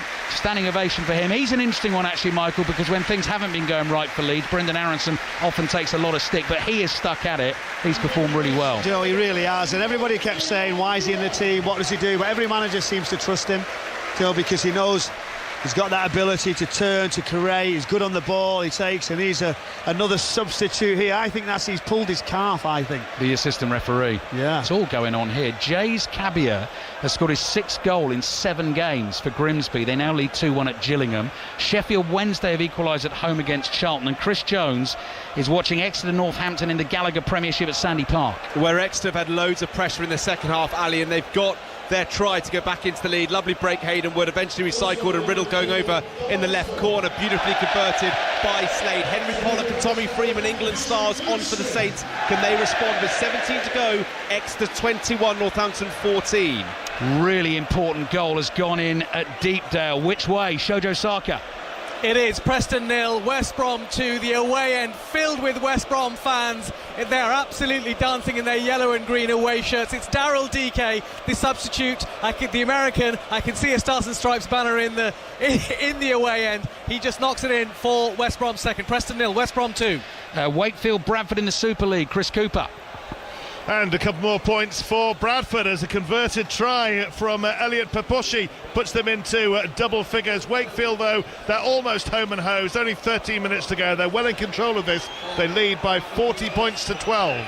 Plymouth have a 3rd at Wimbledon. Wimbledon 1, Plymouth 3. Norwich have a 4th against Bristol City. Bristol City 1, Norwich 4. So that will be a first defeat for Bristol City under Roy Hodgson. And Mark Webber shortly will bring us details on a goal that Crewe have scored at home against at MK Dons, but may not affect the eventual result, because Mark Webber can explain why. Yeah, it's absolutely gone to Adrian Thibault, because Crewe have gone 1-0 up. They've been pushing for a couple of goals and they've got their reward. It's 3-1 to them now. Adrian Thibault, the sub, on the left hand side, squeezes it in. Crewe 1, MK Dons 3. In terms of the other rugby union score lines, Leicester heading for a thumping win against Newcastle, leading by 50 points to 3 in the Women's Six Nations. Wales 7, France 7. Earlier on it finished Scotland 7, England 84. England starting the Championship with 2 wins out of 2. We are still waiting for our replacement assistant referee, because they've now got to get togged up with all the technical gear to make sure that everyone can communicate with each other and everything's going to work okay. Michael Brown? Now, I get that, right, but why is it not already done? Why has he not got all that technology already in place, so the game's not got this long wait? Surely if you're doing 3, you do 4. He's already got technology already in his ear. This should be bang on, ready, tracks it off, away to go. That's something we've got to look at, unless they've not done something that's part of protocol. This is took far too long. They're still going at it now. Gives us a chance to get around the grounds in the Championship. Swansea-Southampton, Molly Stevens. Where it's 1-1, and as it stands, Southampton are 3 points off the last remaining automatic promotion place, but Swansea are on the hunt. Nathan Wood with a goal-saving block for Southampton after a shot from Gustavo Nunez. 1-1. Wrexham-Stoke, Betty Glover. Wrexham still leading 2-0 over Stoke. They're pushing for a third goal. They had 2 goals in 69 seconds in the first half, capitalising on Stoke's messy errors. Windass just sent a rocket of a cross across the face of goal. Sam Smith threw himself at it, but his header went over. Wrexham 2, Stoke 0. Back into the Premier League. Last we heard at Newcastle 1-1, Newcastle-Bournemouth. Chris Coles. And that remains the case. Bournemouth are just settling after that Newcastle equaliser, but not before. Another Newcastle chance. Osula couldn't sort his feet out quickly enough inside the box. His shot was blocked at source, and Murphy on the rebound. Decent opening, but he was leaning back, and over the bar it went. Fascinating final 8 minutes in store. Newcastle 1, Bournemouth 1. Replacement assistant referee warmly cheered onto the field here as he goes running across with his yellow flag flapping in the breeze. Leeds 2, Wolves 0. Plenty of added time to come here, but we're into the last 10 minutes of the game. Back to Sandy Park. Chris Jones. Where Northampton have replied. Good game this. Little chip from Finn Smith. George Furbank dotting down. Going to be a brilliant last 14. Extra 21. Northampton 21. Commentary over on Sports Extra 2 on that one. Goal at Cheltenham in League 2. Laura Kenyon. Cheltenham 1, Newport 0. It's a big blow for relegation threatened Newport, still in serious danger of dropping out of the Football League. Slotted home by George Miller at a tight angle. Brutal after Newport hit the crossbar at the other end. Cheltenham 1, Newport 0. Harrogate safe for now. The only way they could have been relegated today was if they lost and Tranmere, Crawley and Newport all won their games. We'll give you a refresh on all the goals that have gone in this afternoon up and down the country very shortly. Leeds 2, Wolves 0. Chance for Adam Armstrong to race in behind the Leeds defence and clip it over the goalkeeper and score for Wolves, but the offside flag is up. It will be checked by VAR. It is not Wolves afternoon. Scottish FA Cup semi-final then. Dunfermline won it on penalties. After extra time it finished 0-0. Dunfermline won the shootout 4-2 on penalties. They are the Scottish Championship team. They will meet Celtic or St Mirren in the final. They play in the second semi-final tomorrow. It kicks off at 2 o'clock. Earlier on in League 2, Barrow 1, Walsall 3, Swindon 2, Accrington 2. Currently, Cheltenham leading Newport 1-0. Crawley and Shrewsbury still goalless. MK Dons 3-1 up at Crewe. Fleetwood 1, 10-man Chesterfield 0. Grimsby 2-1 up at Gillingham. Still Harrogate 0, Colchester 0. Notts County 1, Barnet 2. Salford 2-1 up at Oldham. Tranmere 1, Bristol Rovers 1. The offside has been checked, it's been okayed, and Grimsby have a third goal at Gillingham. Gillingham 1, Grimsby 3. League 1 scores for you next as Calvert-Lewin jumps. Gruev tries to get onto the ball, nearly rolls out of play. Lima slides and keeps it in. Calvert-Lewin crosses in from the left. Didn't know who that was going to. Joao Gomez clears. Goal at Newcastle. Chris Coles. And have Bournemouth snatched the win right at the death. They are back in front. And it's a first ever Bournemouth goal for Adrian Trufair. Evan Nilsson with the header down. No one's on Trufair. Slams it into the roof of the net. And with just 5 minutes to play, Newcastle 1, Bournemouth 2. Leeds 2, Wolves 0 here at Ellen Road. Referee is sending Pedro Lima back down the touchline because he's nabbed some yards ahead of a throw-in. Michael Brown. He got caught, Breno got caught on his side of his face. That's why he didn't want to take it. He just wanted a minute there. They're just pushing him back. I don't think it really matters. 5 yards is sort of one of those, isn't it? On you go. Nonto there got a little bit of a run. Tried to get down that left-hand side and he just couldn't get hold of his touch. Calvert-Lewin is down on the floor. Santiago Bueno waves an arm in frustration. No free kick given. Back to the Wolves keeper, Dan Bentley, making his first appearance of the season. And he smashes it very nearly onto the roof of this John Charles stand that we're sitting in here at Ellen Road. Early kickoffs in League 1 then. Barnsley 2, Bradford 2. Bolton 3, Huddersfield 3. Plymouth 3-1 up at Wimbledon. Calvert-Lewin's won a free kick here. Santiago Bueno comes over to try and get an explanation from the referee on that one. Good attacking position for Leeds wide on the left. Exeter 2, Stockport 3, so a Stockport win prevents Cardiff getting promoted this afternoon. Leyton Orient 0, Rotherham 2. Mansfield 2, Luton 2. Luton were 2-0 down in that game. Doncaster 2-0 up at already relegated Northampton. Cardiff are winning, they're 2-1 up away at Reading. Stevenage lead, Lincoln already promoted Lincoln by 2-1, so Lincoln not winning the championship, the title this afternoon as it stands, and Blackpool are 1 up at Wycombe, but Blackpool down to 10 men. Free kick for Leeds, whistle blows. Sports report on the way at 5 o'clock. Delivery from Tanaka, Bentley punches it away, just a couple of yards in front of his own goal line. For some reason Goodmanson decides to hook that back towards the halfway line. It may work. Bogle's ball forward, falls to Nyonto, lays it off. Oh, shot from Strout with the left foot is just wide of the left-hand post, and it's behind for the goal kick. Yeah, after that set piece, they put it right back to the halfway line. Bogle just picks out that long diagonal. Nonto's touch wasn't great. I think he's tried to bring it down for himself. Pascal strike, turns, spins, really clean, crisp strike towards the far corner. Just pulled it wide. Really nice from the defender. A bit of culture there, wasn't it? 5 minutes left in the game, plus a fair bit of added time. Ball down the left-hand side for Rodrigo Gomez to chase, who should have scored for Wolves in this second half. He's got James backing off. The cross comes in. Gruev is there. Side foots the ball away. Hugo Bueno tries to keep it in play. Oh, referee says he has done. Play continues, but there's been a goal at Reading. Let's get there, Andy Stevenson. It's a beauty of a goal from Perry Ng for Cardiff to make it 3-1. Let's be honest, this virtually seals Cardiff's promotion. Not mathematically, though, as things stand. Reading 1, Cardiff 3. Yeah, Mark Chapman will explain it all to you in Sports Report from 5 o'clock. Then we've got full commentary of Spurs against Brighton at 5:30, and Tranmere Rovers, deep in trouble near the bottom of League 2, have conceded late in the game at home against Bristol Rovers. Tranmere 1, Bristol Rovers 2. Is that Biol who's suffering with a bit of cramp down there for Leeds? Hauled to his feet by his fellow centre-back Strout. Goodmanson, beg your pardon. Fullbacks do a bit more running than the Let me tell you, Pascal Strike's the one who's just been in the box. He's had to run all the way back there. Yeah. But we haven't really seen Goodmanson get up, have we, so much in this game, because he's not afraid to go and drive forward and support, but he's just sat in and he's waited.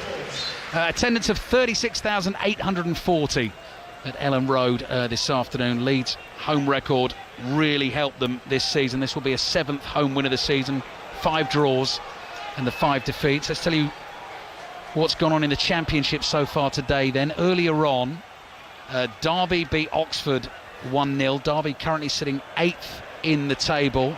What are they? 3 points off the playoff places as things stand. Millwall in second because they beat QPR by 2-0. Ipswich play Middlesbrough tomorrow.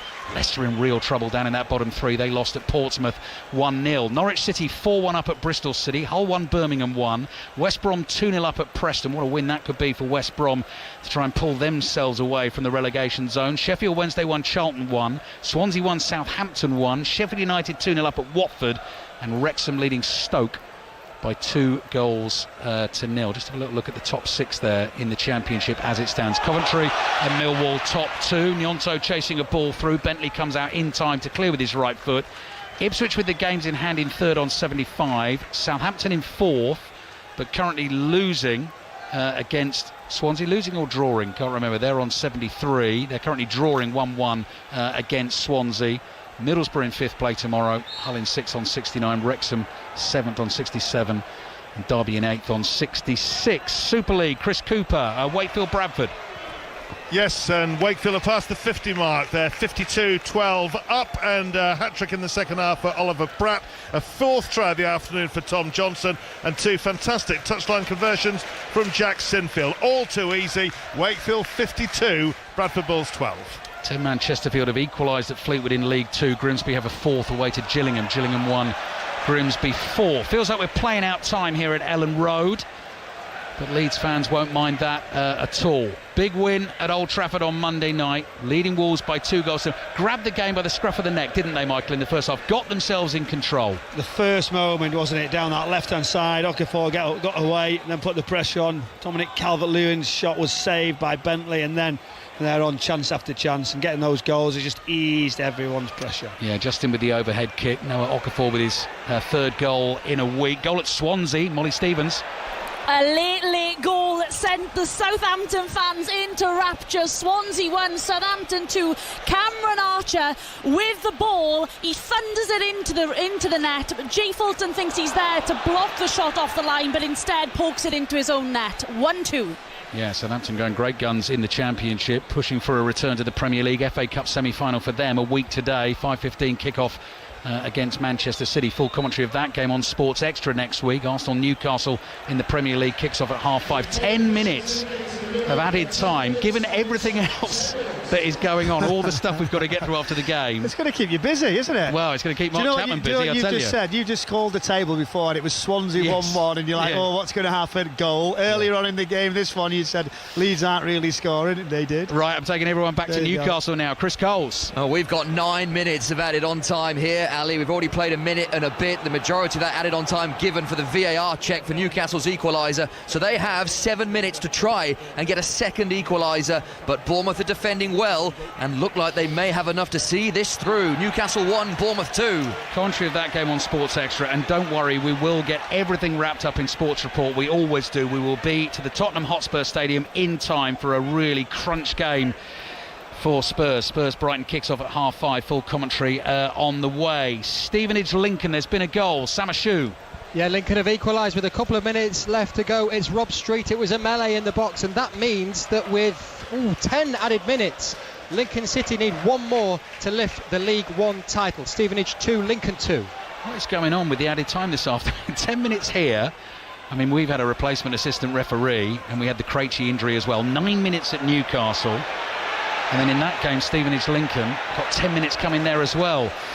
Nyonto plays the ball back to Darlow. Darlow's under pressure outside his penalty area. Scuff clearance up the middle of the pitch, intercepted by João Gomez. Harrogate, Colchester, latest in League Two. Tom Gale. Harrogate 0, Colchester 0, Ali. A minimum of 9 minutes of stoppage time we've just ventured into, and with scorelines elsewhere, this could be a precious point for Harrogate's relegation plight. Harrogate 0, Colchester 0. Yeah, Harrogate starting the day on 33 points, Barrow on 36. They lost in the lunchtime kickoff. They are the bottom two. Back to Reading, Andy Stevenson. We're into 10 minutes of added time here as well, Alistair. Not quite sure why. There was a bit of a scuffle earlier on in the second half which needed sorting out. Cardiff still lead, Reading 3-1. The Cardiff fans, radios to their ear, waiting to hear the scoreline latest from Stockport Exeter. It's Reading 1, Cardiff 3. Leeds waiting to make a triple change in added time here, but Nyonto is away. Calvert-Lewin free in the middle. The pass might be just beyond him. Calvert-Lewin shoving the back, has to be a penalty. Referee's seen it, points to the spot, and that will seal the deal for Leeds United. It looked like the pass was just too far for Calvert-Lewin to catch, but it gave him enough of a chance. The defender had to try and get there. Wolves protest. The ref's given a penalty. Michael Brown. It was the same. It's spun round the corner. Nyonto plays it early. Is it offside? It's quite tight, probably level. And just as he's going to take a touch, he does exactly what we talked about with Tanaka. Just have a little look. He almost gets his leg caught behind Bueno as he comes together. Just have a little look at it there, Ali, right? If you just see, like, his leg goes behind as he's running. The defender as he's running. He doesn't put it there, though. That's a natural run from Calvert-Lewin. So my point is they might have a little look. OK. Well, that'll just add more time, won't it? Mark Chapman will be delighted about that. Isn't it amazing that every game's going for a load of added time? I think they've had a little chat, don't you, about how important the end of the season, all the games, the timings, cutting them short. Well, VAR are checking this. Dan Bentley, I see, has just had a word with the referee. 5 Live commentators, presenters, producers a couple of weeks ago had a session at Stockley Park and actually sat in the seat and were given sort of real-time game situations to deal with. I know exactly what is going on there. I can imagine the conversations, spooling the footage back and all that sort of thing. I think we got most of them right as well, Mark. Well, of course. I didn't expect anything else, did you? Northampton 0, Doncaster 3, latest in League One. Bristol City 2, Norwich 4. Now, Dominic Calvert-Lewin missed his last penalty. He's about to take this one quickly. Goal at Exeter, John Akers. Equaliser for Exeter City, right at the death in the 6th minute of added time, and you wouldn't believe it. It's Jack Bycroft, the goalkeeper, from a corner to head it home, which means that as it stands, Cardiff are going up. It's 3-3.